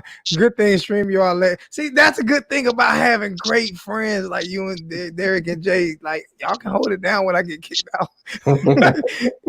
Hey, but you remember me saying I always thought that Cam was different and better. It was something about Cam that I just watched him play, and I watched how he did everything aggressively. Like he caught the ball with aggression. It was something about Cam that I thought that Lingard didn't have, and I never could put a finger on it. I just thought that Cam was just. I seen everything he did pop. He turn up. He gonna turn up this year too. He ready, man. He is I almost talked like to his the guy pops. here. Huh? I talked to his pops a couple times, man, and his pops seemed like a pretty cool dude, man. And killer Cam, man. I just like you said, I think he's gonna have. He ready, man. He ready. He was. Them couple days of practice, man. It was like they got in his ear and told him, "You got to be the leader this year." And then like he took the bull by the horn, man. He was talking with confidence like he had a chip on his shoulder. I was like, boy, Cam look ready this year, and he hadn't got bigger, which is, he already huge. I mean, he huge. Hey, Dale said you think Collins stick. Do you think Collins stick? Man, what I got out of Collins, man, we spoke to him the other day. We asked him about and who's recruiting him. And when we asked him about who's recruiting him, that's when he kind of slowed down. I heard he said a couple things on Twitter about University of Miami, and the coaches didn't really like it. But then I was asking him, I'm like, man, we going off of feelings? That's how we recruiting kids, or what they say on Twitter. But his recruiter now, I don't think he has the same bond that he had with the guy that left. He started smiling when I brought up Cooney and Van Dyke, but I think the guy recruiting him, he doesn't have the same bond with him. And what you have to understand is, what I realize is, he's a big kid, man. Like he's still a mom's boy. You understand? So he's not out there like Jason Marshall, and some of them kids are a little more mature. He listens to mom, and he's still a kid. So I hope he stick. I know. I don't know. We didn't ask him that. We didn't ask him that, but right now he hasn't decommitted. But he doesn't seem like an aggressive kid that will decommit. He seems like a kid that'll just stay committed until forced to decommit. That's what he seems like to be. So basically, right now, hey, we got 123 people in the chat, 87 likes. Let's get that 100 like before we get off, man. Street showed a lot of love tonight, man. Y'all, let's get that 100. Let's get that 100 likes. You know what I'm saying? Get the 100 likes up. So, Street, let me ask you this question, Street. So do you believe? And I know you kind of touched upon this earlier. So, as far as Savion, do you think maybe he might be influenced if a couple of the other Palmetto kids decide to come on board? Will he be influenced? Well, he the first one to commit, right? So he don't have to be influenced. Like, so he's not, like he said the other day, like he's not wavering. He was never wavering from University of Miami. You understand? Okay. I think this is the part that most never think about. What if University of Miami started wavering from him? There you go. What if they stop taking his phone calls? Because it happens all the time. Sometimes they don't say, "Hey man, we're not committing recruit you no more." They just stop taking their phone calls. Kids tell me that all the time. Mm-hmm. That's why I be saying, when people get mad at these kids, sometimes if it's a 3-star that committed, but it's a 5-star that's way better, they'll push his ass to the side. They'll get rid of him, and he done committed to Miami or committed to Alabama or committed to Oklahoma. We don't need your services anymore. Like, we taking this guy right here. But when kids do it, we get in our feelings. like, Right. So could you imagine this? Think about this. You're in high school, right? You're a high school kid. You commit to University of Miami. Your teammate is a 5-star. He's better than you. Mm. And all of a sudden, he starts looking at your girlfriend. those are 2 likes I got right now. Could you imagine Two that? You know dislikes. what I'm saying? Like all of a sudden, he's looking. The 5-star's now looking at your girlfriend, and you saying like, all right, well, if you want to be with him, I go over here. You know what I'm saying? And you gotta think about the dynamic of these kids, and I'm glad you breaking this shit down for these. Oh, I'm so glad you breaking it down for people, man. Yeah, because what if they're only taking one defensive tackle, right? And all of a sudden, your homeboy who going to Florida, you thought was going to Florida, start saying stuff like, "Man, I might stay home. My mama want me to stay home." And as kids, think about as kids how you used to think. You know, don't say Florida. Don't say Florida. Say UCF. You start looking at him. You start looking at him like, man, he gonna take. How you look at him? Do that again. How you look at him? You know what I'm saying? Like, how you look at like, man, I just committed to Miami. Right. So, and listen, the crazy part is they both are big. They both are big, huge kids, man. Leonard Taylor is more put together. He looked like you could put him on a basketball court. You know what I'm saying? I think when you hear things about Savion, like he don't go hard. Like I just think he don't know yet. He's probably not even at his potential yet. He doesn't know. He only playing fan football for 3 or 4 years. Yeah, I believe that. Yeah. Right. We can't forget that we're talking about. I know it's more fun to treat the kids like they're in the pros and then just be unemotional about it. But we can't forget that we're talking about kids. When you on the ground like you are, and you're not just on Facebook and Twitter, you on the ground, you see these kids. Like you say, you see them slam their helmets down. You hear them say, I'm just a freaking kid. You hear it and you see it. So I get a lot of, like I say, people don't realize, man, since day one, Street showed me love. I get a lot of the information I get from Street or a lot of about the kid talk, you know what I'm saying? Because I wasn't always perfect with that's why I never did recruiting shows, because I didn't want to get disappointed. And I'm never going to talk about a kid, but I really ain't want to be disappointed, you know what I'm saying, and have something slip out my mouth like I did with Tate Martell, you know what I'm saying? So, but like I say, when you have guys that's on the ground and they see this, it's different.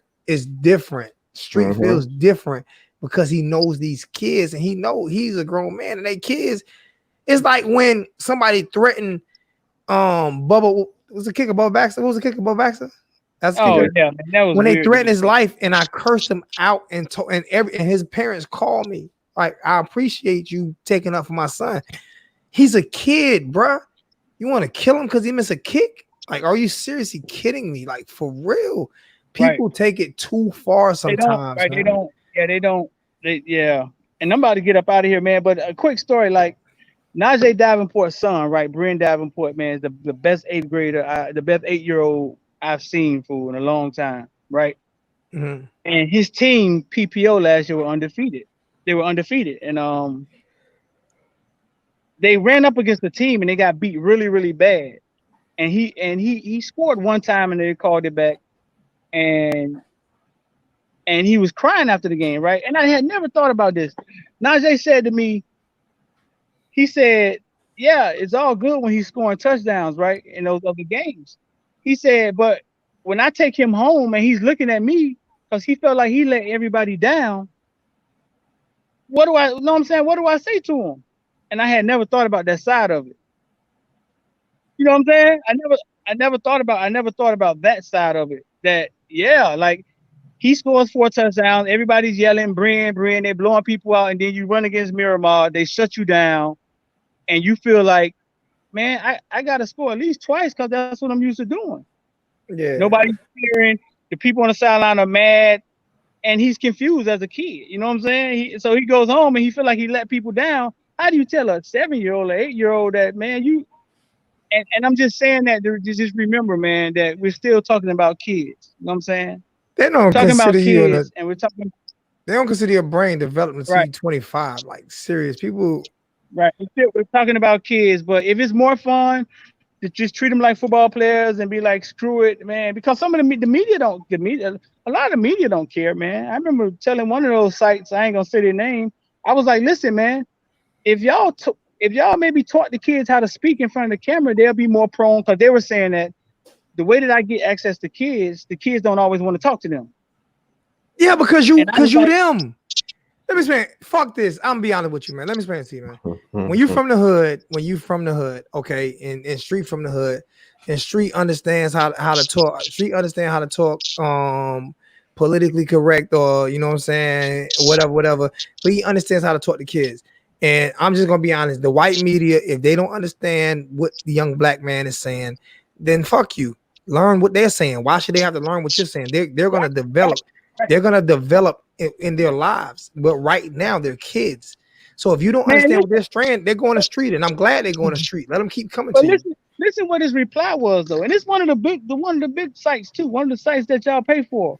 I said, well, maybe if you guys told them the benefit of them coming to talk to you on your platform is that 50,000 people going to see it, and that may grow his Instagram. He may be more prone to talk to you. You know what he said back to me? That's not my job. My job isn't to teach him anything. Yeah, that's why you ain't getting interviews, punk. That's why street getting interviews. Listen, I understand. That's not his job. But I just shut up and I sat back and I understood what my job is. Yeah. You speak to the kids. I understood what my purpose was. You speak to the kids. We need you to speak to the kids. We need to understand. We need the kids to understand. Listen here, man. They should not have to change who they are in order for you to get more money. Right. Because that's the only thing that's what he want. He want them to change who they are so he can get more money. Yeah, he was trying to figure out why they, when I call to talk to him, like they don't want to talk, like they don't understand. First of all, you can't. Of course, he don't want to talk because he probably barely knows how to talk. Like he don't want to talk to the media, but he can't relate to that because he went to some prep school and he knew how to speak when he was in the 10th grade. And we all understand the street. We understand, like I say, when you're born and raised in the hood, you understand that street. That's one thing I can't say about Cam Underwood. I seen him break out one time and actually get real. You know what I'm saying? Like street. That's why I kept telling him, man, we need you, bro. We need you serious. And you know, I've been telling you this for 5-6 years. Like we need you. Like I'm so glad you're doing this full time right now, man. Because I can call you daily and aggravate the hell out you. You ain't at work. I mean, word street. What you got going? I'm gonna aggravate the hell. You see, I'm in every one of your live feeds now. I'm gonna aggravate the hell out you. I see you, dog. I appreciate you, man. You coming in there showing love, man. Listen, man, we don't have to. You don't have to be unsuccessful for me to be successful, bro. That is the dumbest I ever heard in my life. Like we all are. Think about big time media. Big time media, Fox Sports, CBS. They all show the same content on different channels with different personalities. Yep. Mm-hmm. Why the hell do I think I have to be more unique than you in order for me to be successful? When on a big level, they all showing the same content. Mm-hmm. They all show the same Dolphins. You know what I like Bears about game. You though, Street? They all show the same. You know what I like about you though? What's up? You. I always tell people there's so many people in Miami, right? That do. I'm not going to name no names. We got YouTube channels and this and that, and got 1,000 subscribers. Like, bro, like you really doing this shit, like successfully doing this because you put work in. You're not just using that you in Miami so you feel like you going to get it. You work for this shit. That's why I don't care. I respect it. People get mad at me all you want. I respect it so much because like you doing it, like for real. You out here and you doing this shit. So like how can you hate? How can you hate? Like the man doing it, bro. I'm telling you, I've been a fan of Street from day one. And I'm so glad I'm glad he was able to be financially stable enough to do this full time. And I'm telling you, if you don't support him, if you don't go over there into his live feeds and donate a couple of dollars every now and then, because he needs that in order to get you guys the information that he get you. Sometimes you have to grease palm some of them boosters at Miami. I'm telling you, I know this. Sometimes in order to get some type of information, sometimes you got to talk to him and you got to get in there. If you want Street to continue to give you the breaking sources and the news and know about these kids, go over to Footballville, and I'm gonna put his shit back up in the top of my channel like I did all year last year. Go over there and support my brother, man. Support appreciate him that, man. because he gets you a lot of the breaking stories I got last year. I might not have got them because of Street, but I got them because somebody who knew Street knew I knew Street and helped me out and gave me some stories. You know what I'm saying? So I'm just telling you, like, for real, it's nobody, and I've always said it, you know, I said it, there's nobody more real in this shit than Footballville. Period, point blank, done, dead set. I know I come off as a goofball sometimes. I got Ninja Turtles, but I do all that, man. I got my reasons why I do all that. Who choose to put these comments up here? You put these comments up here, Zoe? Yeah, I put these comments up here. So you put Fanny comment up there, you can pin it like that? Yeah, I'm gonna show you all that tomorrow. She kind of helps, man. Yeah, keep her face up there. She kind of offset. That's my baby. Hey, Street. Hey, Street. Calm down, Street. Calm down. Though Street trying to approach some of your support fans, man. No, he can't poke that one. I gotta change that picture. Now you finna put Creflo Dollar up there. Come on, come on, man. But Street though, I do love your show because you are the most authentic stream out there, man. So I definitely tune in every opportunity I get because there's no one, like Zoe said, no one's any more real than you are when it comes to Miami football. So, bro, listen,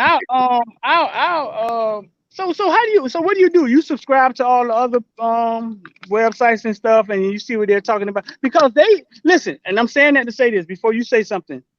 When we were at the store beating that boys up the other day with the kids from Palmetto, a couple of those guys called out there to see what was going on. Called the store owner.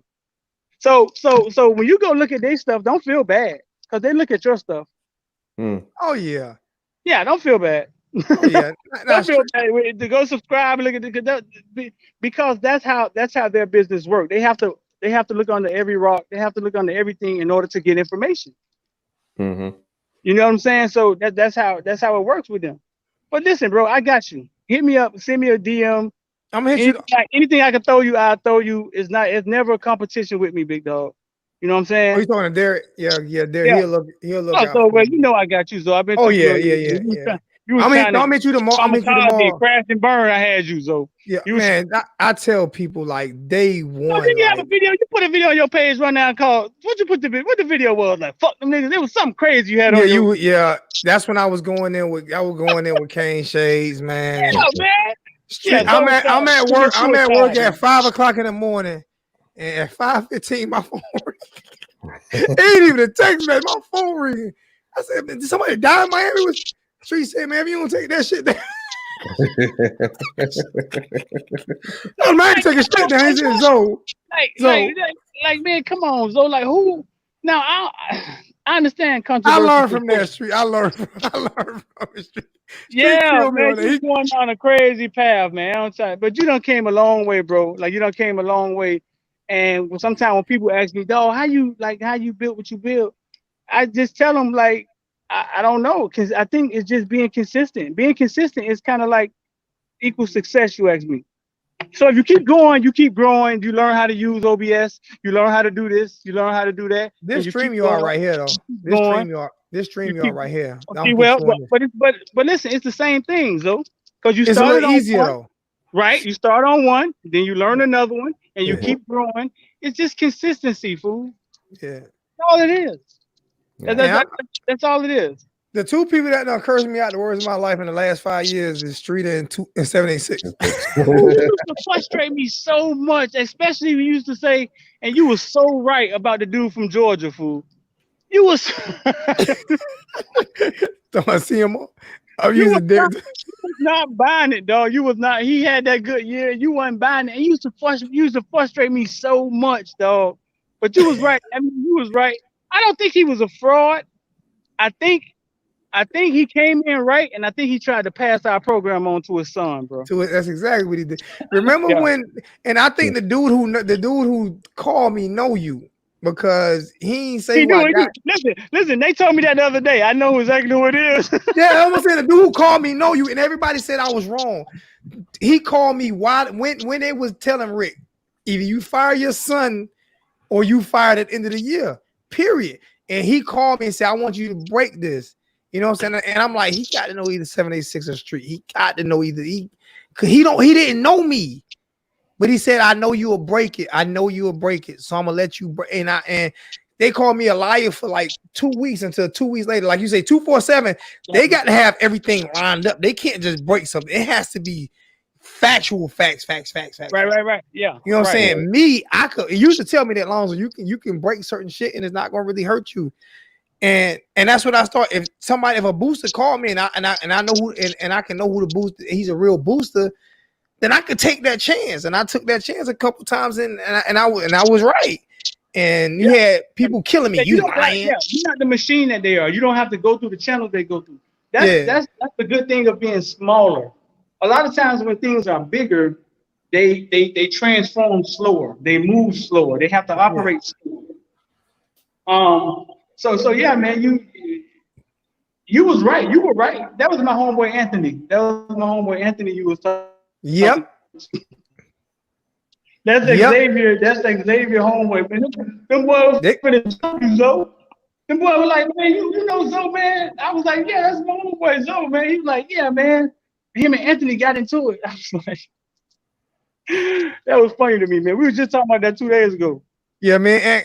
I told Ant because Ant made a comment and said 786 ain't a part of Footballville. And I said 786 is a part of Footballville. In my opinion, he a part of Footballville, he a part of 1219, he a part of all of this Miami shit. That's what he is. I don't care about whatever else you say. I met 786 in football and Street together. I met them together. They brothers to me. Like it's not whether or not you a part of a channel or nothing. You a part of a bigger. It's the bigger entity. So I don't care how mad you get at me. It was three of us that go out to the It was three of us that go out to the practices. You know what I'm saying? Now I got a girl, Angie Toussaint. Yeah. She's like she was like at the top of Turks and Caicos news station. But what I'm saying is because what he saw was that it was me, him, and X that we used to be at the practice. Yeah. So what he saw was that nobody else is ever there. So he was right and you was right. I mean, 786 was my home. I don't call him 786, but yeah, that's my homeboy. 786 know a lot. I met y'all through each other basically. So me, it's like y'all. Man, you need to holler at Zoe, man. Every time you down here, he be like, man, Zoe over there at the Zoe under there. Over there on the at the and I always try to get over there, fool, but I'm always running late, trying to get at the game early, and man, I never make it over there, fool. I think it was emotional for me because both of y'all showed me so much love from day one, like period. That is to me, like I say, I'm Footballville, and can't nobody tell me I'm not. What you say? Oh, listen, you know it is what it is. Well, listen, have you seen ESPN? We need an army to compete, fool. Exactly. You understand? we need an army. So anybody who think they gotta hate on somebody else, then that person won't go far anyway because their mind hasn't expanded long enough. I would not be where I'm at right now if it weren't for Street in 786. And I don't call 786 his real name because he had, you know what I'm saying? Because I don't know if he wanted on here, but you know what I'm saying? Like, yeah, I would not be where I'm at right now. And I've always mentioned that. I've always said that. It's always been something that Street like seeing her face. So I'm gonna keep her face on here every time she makes comments. But now I'm gonna always like show that love because like they didn't have to show me the same love they showed me. And most of the context I got, when people tell me you don't have context, most of the context I got came from Street and 786. And I've always said that. Most of my contacts came from y'all too. Me coming down there and people knowing me because of y'all too. You know what I'm saying? And you especially because of what you do out there on the football field, those high school, not just high school, Pop Warner. He be out there. I'm talking about the Pop Warner games. That's how it started. So it started covering like I said, I've covered James since he was 8 years old. You can't tell me nothing about James. When people say weird stuff about him, like he liked to play safety, he's not physical. I'm like, man, like I've known him since he was 8 years old. They don't know what they're talking about. Oh, he's too big. He may not be able to play. He may be the biggest safety we ever saw play. Mm-hmm. That may be true. But Wilt Chamberlain, we had never seen Wilt Chamberlain. We had never seen LeBron. We had never seen Shaq until we saw Shaq. We had never seen Zion Williamson till we saw a fat boy that can fly. Like, Yeah. It happens all the time.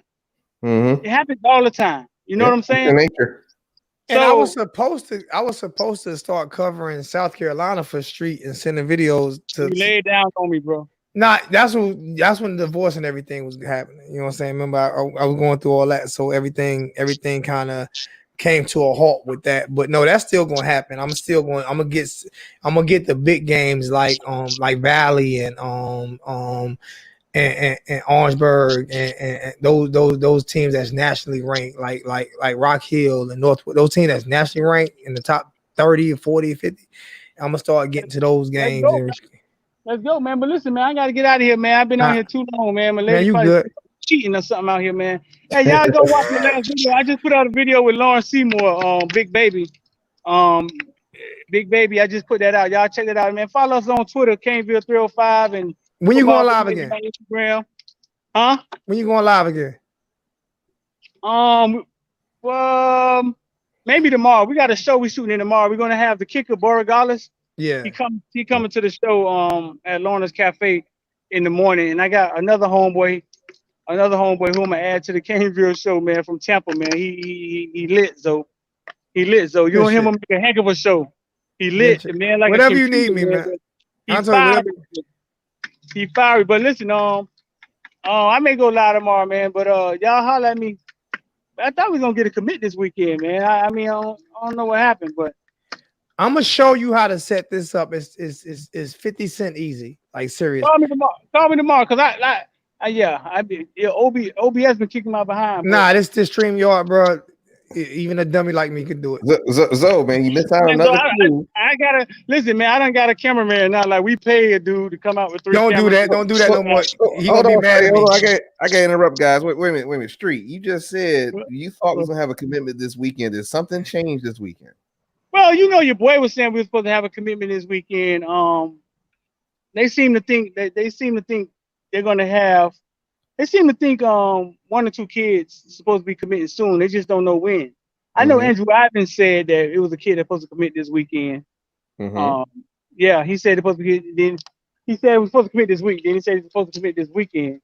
But you're thinking now we may not get news this weekend. Nothing's gonna break this weekend. Like I told you, they kids, man. It's not like they. Listen, listen, man. I was getting a massage and I walked out and I saw my phone when James Williams committed. Nobody knew that. Yeah, right. Exactly. Everybody thought it was fake news at first. Yeah, so it's just believe me, man. At the right time, you get that kid cornered in the right corner, and he'll commit. He had just came back from Georgia, right? He had just went on a visit, came back from Georgia. So yeah, I mean, we did. Leonard Taylor wasn't on our show because I think he was up somewhere. I think he went maybe to Gainesville somewhere. I don't know. But so some of these things aren't playing. You know what I'm saying? I doubt if Miami even knew that James Williams was going to commit. James Williams just told me in Walmart that he was going to commit on signing day a week ago at American Heritage. Wow. And I was like, I'll buy you some Jordans to commit. Can I do something real quick, like before you get off? Can I do something real quick, like before you get off? Aiden, shut the fuck up. Y'all scared to play us in a home and home. Fuck Florida. Y'all trash. Shut up, bro. Y'all worship a fake god in Tim Tebow. Miss me with your bullshit, bro. They beat us last. They beat us last. You know, Joe. They beat us. Yeah, they beat it. Whatever. We had 13 downs at the end of that game and couldn't get a first down. Yeah, they beat us. I don't give a shit. Fuck them bums. They run from us. You still only got 3 national championships, and you think Tim Tebow won both of them. You still don't even give respect to Chris Lee. And you got one person that was on death row, and the other man, shut up, miss me. Chris Lee, child, shut up. Fuck Florida. Man, Chris Lee, my dog, man. I don't care. I'm going off on any Gator that they all can get it. All of them, especially when you on my channel talking shit. Fuck Gator. Aiden, you and your Gators. Next time in South Florida, man, I'm come and check you out. All right, man. Come holler at me. Where you at? I'm in North Carolina. What part? Charlotte. Oh man, I used to live in I used to live in Wilmington, North Carolina. Who? We lost street. We lost street this time. Yeah. I think we lost Street. You know, his wife gonna snatch. His wife pulled the plug. Old lady come snatch that phone. She can't snatch the phone. My wife got to pull my plug. Right about that. I'm about to pull mine too. You been on? Hey, J Love just been listening. Appreciate it. Hey, what you had to say, Jay? You been in the background just listening, I ain't gonna man. lie, man. Like I said, just jumped on, man. But let me say one thing to piggyback. Hey, appreciate that $50 donation too, bro. Real talk. Facts, but we need to support our brothers, man. Because I'm not gonna lie, I'm tired of rivals. I'm tired of 247, and it's ridiculous. You know, another thing that shocked me too, and I think it's gonna be the future, is televising Florida football. So, like I said, man, I'm here to support everybody. And I hope that, you know, it goes a long way, man, because let's be real. So, Kane's YouTube put Kane's Access out of business.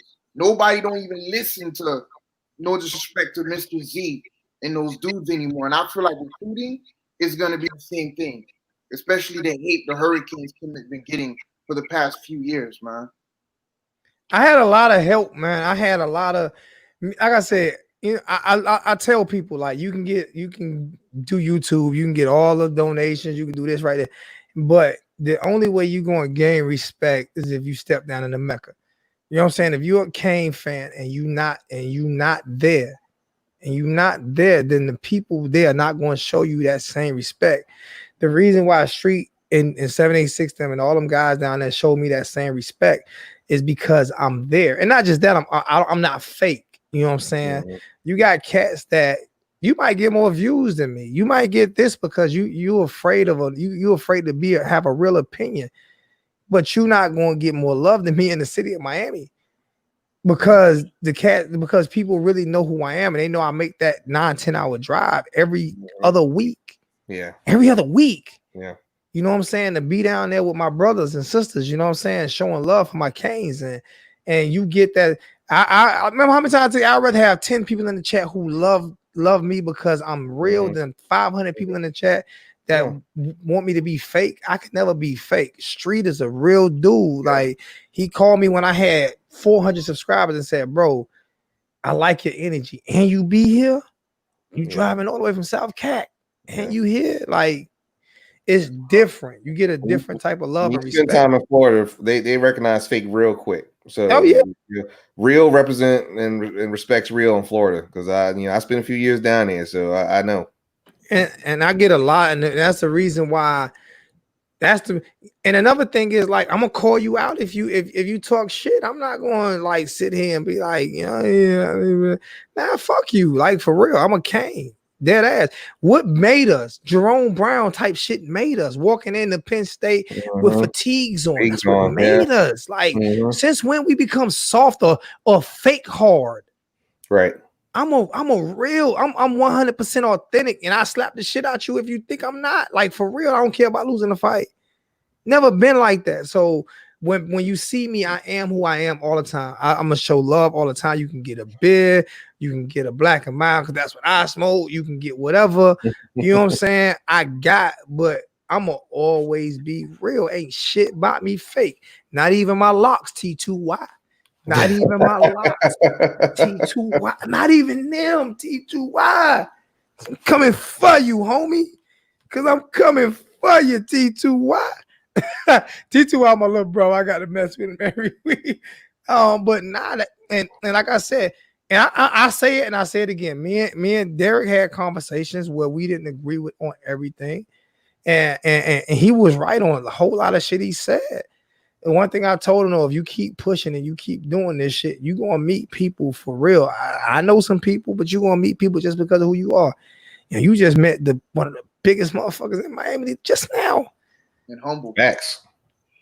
Humble. And going to give you information and going to talk to you and going to help you. You know what I'm saying? And do you think that I'm gonna try to stop helping my brother? You crazy as fuck. I've never shitted on nobody a day in my life. I got shitted on. You know what I'm saying? Wholesome one. Yep. Built his channel and got shitted on. I'm going to continue to say that because it's facts. I never shit on nobody a day in my life, and I won't. Wholesome one.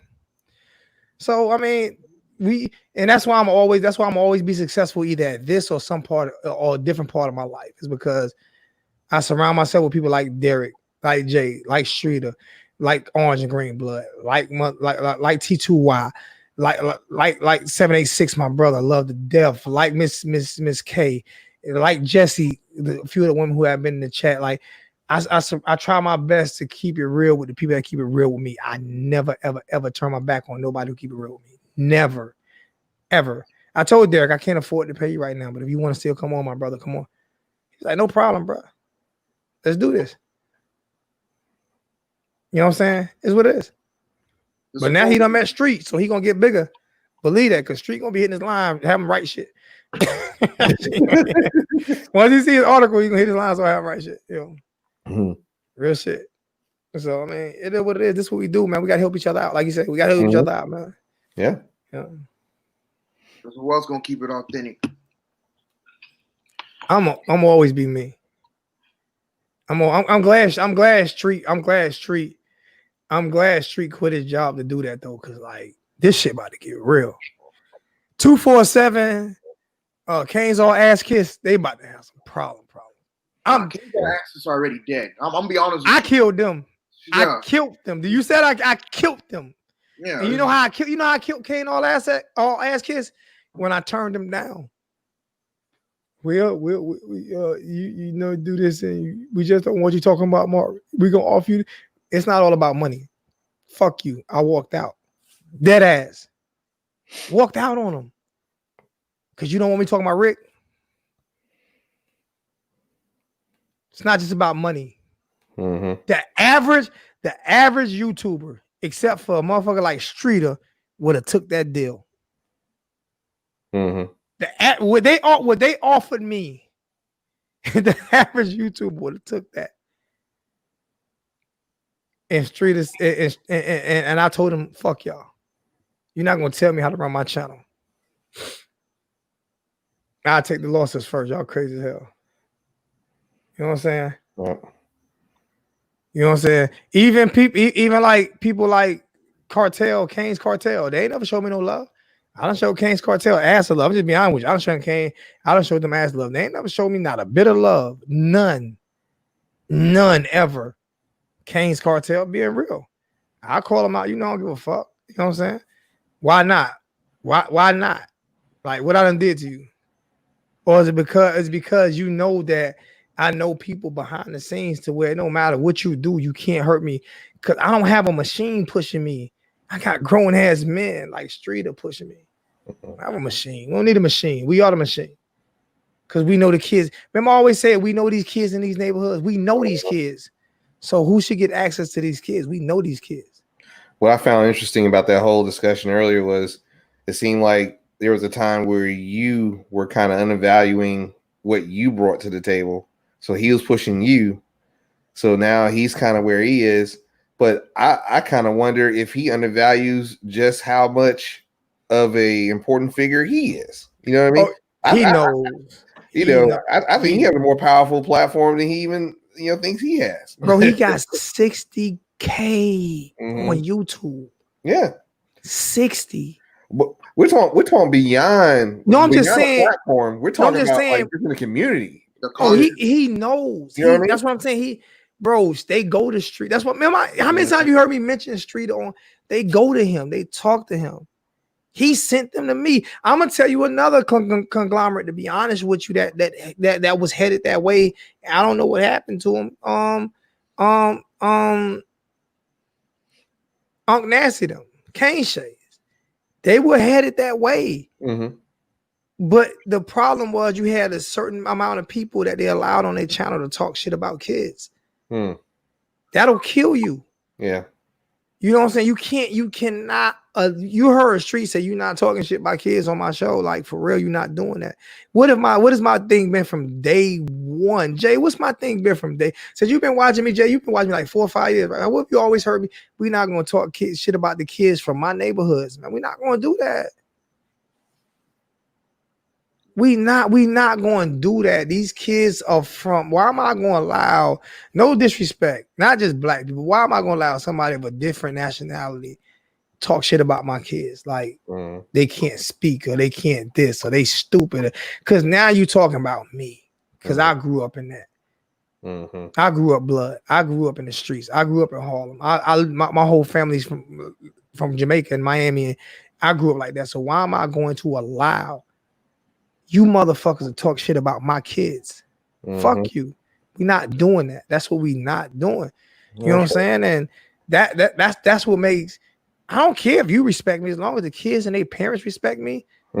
Miss Cassandra Mitchell is Queen Hurricane. I love that lady so much. God bless her and her husband. I love her like a sister. Like Miss Cassandra Mitchell, Duke Johnson's mother. Like she came on the show and she showed me so much love. Her and Duke, she got Duke to come on, and I still got that show. Anybody want to see it? I'll repost it. You know what I'm saying? And like it was a charity event that Duke was doing for the book bags and that and everything. And like she was just so authentic and so real. And if you look at her to this day, she's the same person she was before Duke was 10 years old. So why am I know she's a sister. I know how passionate it is she is about her kids, about her son. So why am I going to let somebody who don't know her son talk shit about her son? Yep. Crazy. We're not doing that. So I'd rather have 10 people who love these kids and want to support these kids than 1,000 people who want to talk shit about them. Oh, let me see. Somebody asked a question. Aiden asked a question. Aiden, the fake ass fucking Florida fan. Miami beat themselves in Orlando easily. Should have been 3 touchdowns. Aiden, let me explain something to you, man. Oh no, he's saying that to Aiden. Let me explain something to Aiden, man. Don't nobody give a fuck about the Gators, man. There's not one Florida Gator channel. There's 85 Miami channels. And I started this. Ain't not one Florida channel. So maybe I need to do a Florida channel so y'all can have somebody to talk to. You need a counselor. You need a counselor, Aiden. Can I say another thing too? People talk trash about the Hurricanes fan base. We got the strongest fan base of social media, hands down. Hands down. When I be looking at other people's channel, bro, the reason why they have the little numbers that they got, and I'm not gonna say no names, they involve Miami in that conversation. And Mark Rogers, Uncle Lou, and can I raise my hand saying I started this shit? Can I raise my hand saying I started this shit? You can. This phenomenon, like I give it all about the U83, loving to death, give it to Kane Shays, loving to death. But when you talk about doing live videos, having the first one to have Kane fans call in, all of that shit. That shit started right here. If you ain't gonna give me my respect, I'm gonna give me my respect. If you ain't gonna give me my credit, I'm gonna give me my credit. You know what I'm saying? That shit started right here. So all this shit you see out here now, Footballville was just a different conglomerate. Like they ran football. They ran football. Footballville, Streeter, they ran football. As my future wife put on here, thanks Streeter. I'm out. Me and Streeter have to have this conversation because like this shit ain't about to keep happening. Like this ain't about to keep. What the hell going on here? Thanks Streeter. What you mean thanks Streeter? What you mean thanks Streeter? What you talking about? Thanks Streeter. What are we talking about? You thank what? 20. That's that wine she's drinking, bro. Thanks. Yo, Streeter, man, you gonna have an issue when I'm in Miami, homie. We had an issue when I get to Miami Street. I'm telling you, bro. We cool. This is why I'm glad I'm married. I don't have those kind of problems. But nah, for real, on some real shit, like this shit about to get real, man. This shit is about to get 100% real, man. Either get ran on or ran over, motherfucker. On some real shit. Oh, now she's talking to Leon. See, I can't have her talking to Leon because Leon worked for UPS and Leon done got every girl in the chat. Leon done got everyone. You can't have her, Leon. All right. Oh my God. You can't come back to the chat no more. You ain't come back. I'm You gonna ban Leon? I'm banning her. We're going with FedEx now. I'm a bear. I'm banning her. Leon, the player. Leon, the player from the Himalayas in the chat, man. Leon, every girl in the chat, Leon get, man. Oh my God. I'm losing it, man. I'm losing it. I ain't got it no more. This was fun though. Yeah. This was fun, man. This was some fun shit. It was enjoyable, man. And we hit 150 tonight, man. So Awesome. it was fun, man. I'm gonna let you guys Jay, what you got to say before we get up off of here, man? Listen, man, go Canes. Shout out to Manny. And I know a lot of people don't want to give him his props. Shout out to Banda. Like I said, I've been saying it for months now. Banda is elite. Give that man his roses. Yes, sir. 4 out of 5 years, he got his #1 target. That's unheard of. The only other person that does that is Nick Saban at the wide receiver position when he comes get a wide receiver. Yes, sir. Give Banda his roses, please. Is that Jay Blaze? Is that Jay Blaze? I got to call Jay. But you guys have a good one, man, and God bless. God bless. Hey, you welcome any week, any day, anytime, man. If you want to come on and talk about something, hit my line. You got me on Facebook? Nah, I don't do Facebook. I'm on Twitter. Matter of fact, yeah, I do got you on Facebook. You know, I don't really log on to Facebook. But hit me on Facebook so I can see my number. I appreciate it. And you guys, man, have a good one. Follow me on Twitter too, man. And Mobley Media. Yeah, that's another thing too. I forgot to ask. Can you put your information on the chat, please? So the more the community can interact. I do it. I gotta do it. I have to do it. I gotta figure out. I want to make sure everything you add to it takes away from the screen size. So I got to figure out how to do it. You know what I'm saying? To where it's not taken away from you seeing who chatting. So it's kind of difficult a little bit, but I'll figure it out. All right, thank you, and have a blessed one. All right. What you got to say in the chat so I can get up out of here, man? I think everything that needed to be said was said tonight, man. Streeter, he stole the show. You know, the brother knows what he's talking about. A brother who, you know, is real. He's in those streets. You know, I've been trying to get back to South Florida for a while now. It's been about almost 2 years now since I've been down. I got to get back. So now I got a reason to go. And so as time you goes always on, had a reason to go, but true it's that. just a bigger reason for you now. Yeah, I can actually justify the plane tickets now. Yeah, you know? you justify. Hey, babe, I gotta go. You see Footballville? You see these numbers? Some of these numbers. So you say you want a new car, right? You want a Cavalier? You want a Cavalier? You want a Corvette? Which one you want? She wants to wine. She's a VW lady. So I got you. But yeah, bro. I mean, it was great to have him on. We get just that real perspective and just to get that different perspective. You know, he kind of is like, you have your vision, I kind of have mine, and he brought like the real stuff that he's seeing from the inside. You know, so it was like she had 3 sides of the story. Yeah, and like I said, I always tell people like on some real shit, man. Like, will you think I get will you like? He confirmed the dude. I didn't even want to say. Remember, I said I would never say the guy's name. Like, but when I got the inside scoop, the guy talked to him about me. Oh, okay. That's why I say like, no, so you don't have no inside contacts. All right. Well, this ain't the first time that's got confirmed. Like, miss me. Yeah, serious. But you got to grease the little palms every now and then. And I'm gonna continue to get them, and not just because you got to grease a little palm, but you got to be 100% authentic. You got to be real, man. You can't be afraid. Yeah. If you're afraid, they're not gonna fuck with you. That's facts. They're not gonna fuck with you. And when I took cursing out of the show and all that shit, to be honest with you, it hurt me. Cause then no disrespect. I was being everybody else and not me. You gotta be you. I was being everybody else and not me. But like I said, I'm gonna keep saying the name. I don't care. Yeah. People like Wholesome One really that shit really killed me. Because you never expect to die from your brother. Yeah. You never expect your brother to try to kill you. You expect a lot of people, you know what I'm saying? But you never expect your brother to try to kill you. Well, they say always those closest to you. It's always the ones closest to you. You gotta watch. So it is what it is, though, man. I appreciate you, D, man. I'm glad you came on tonight, man, because now you just met another contact.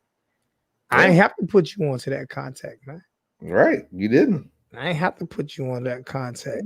You know what I'm And saying? I appreciate it. You know me. I'm not one of those guys. It's this is the you is what I've been about since I was about 7 years old. Yeah. I'm not gonna really tell you my age, but you already know. But Remember, I told you though, you have to know people. Remember, I said that. Yeah. It's impossible to succeed in this shit.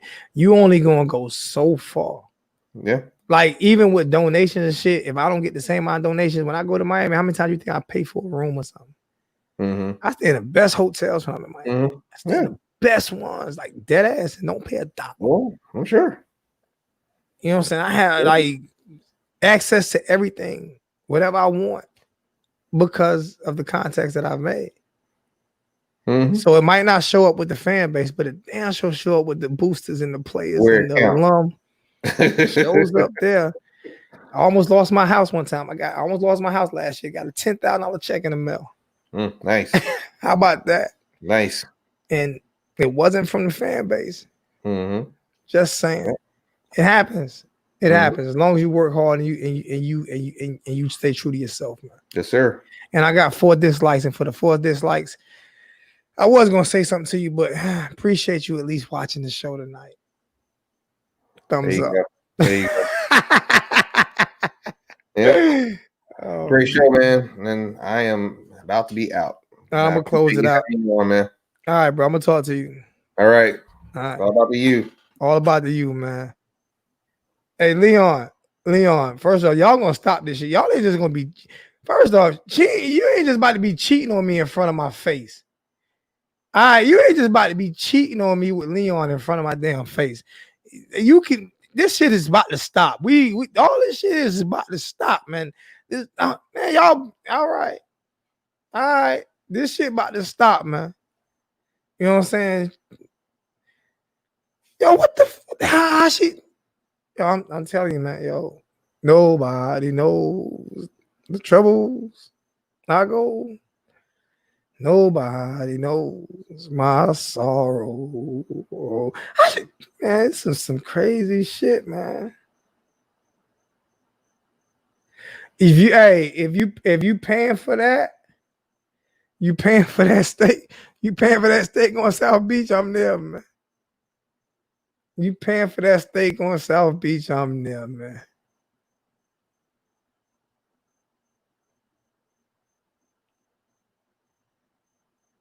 They was listening to the great Streeter. Streeter is a Miami legend when it comes to football. He's a Miami legend when it comes to football, baby girl. I talk to Street all the time, but Street is a Miami legend when it comes to this.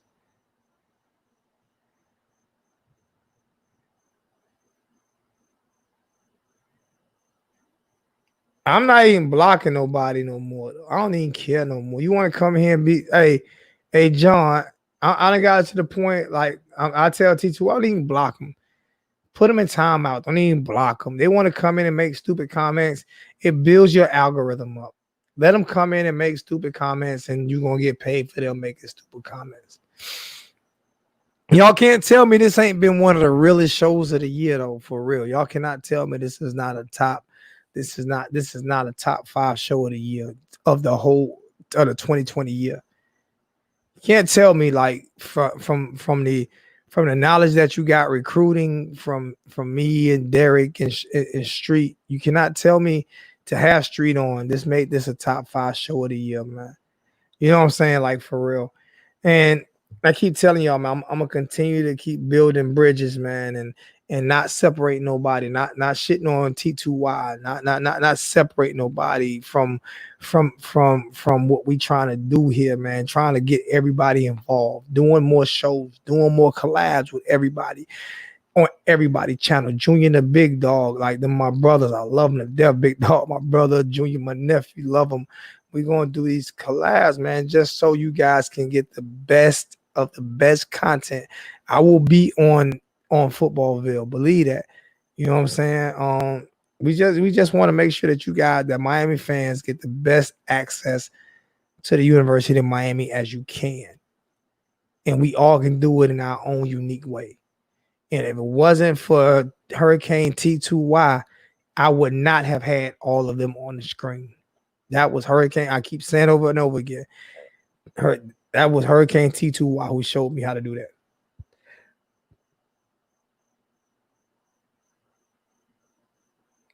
I don't know. That question was for Footballville when he was in. And John, I will always thank John picked up the whole tab in Orlando for me. That y'all crazy. I'm serious, man. He picked up the tab for me. I'll never forget that, man. I'm going to pay my food. John said that's already paid for, man. You know what I'm saying? Like, that's respect, man. Love, man. Thank you, John, so much, man. Hey, man. Hey, man.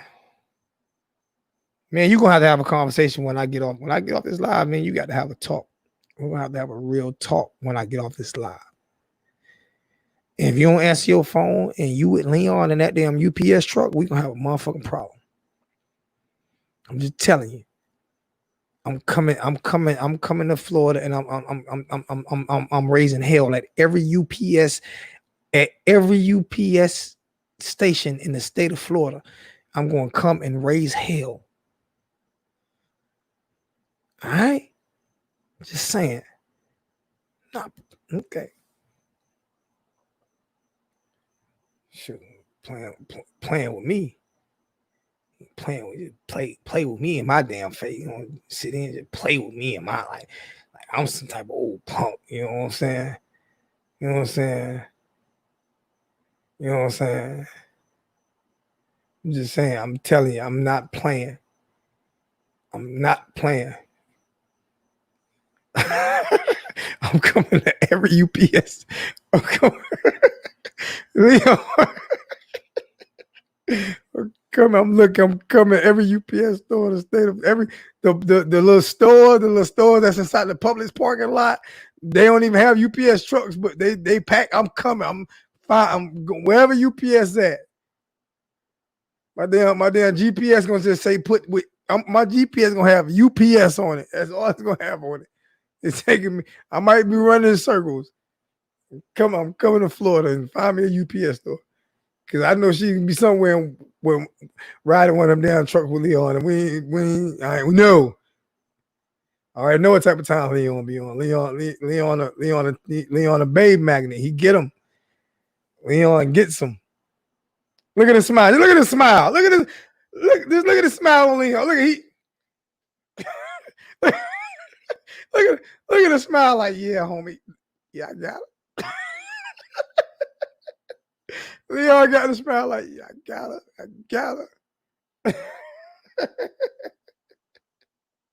Oh man, I love this, man. I love you guys, man. Real shit, man. I love you guys, man. Hey, we're gonna do this again next week, next Saturday, 8:30, man. Love the support, man. Love the chat, man.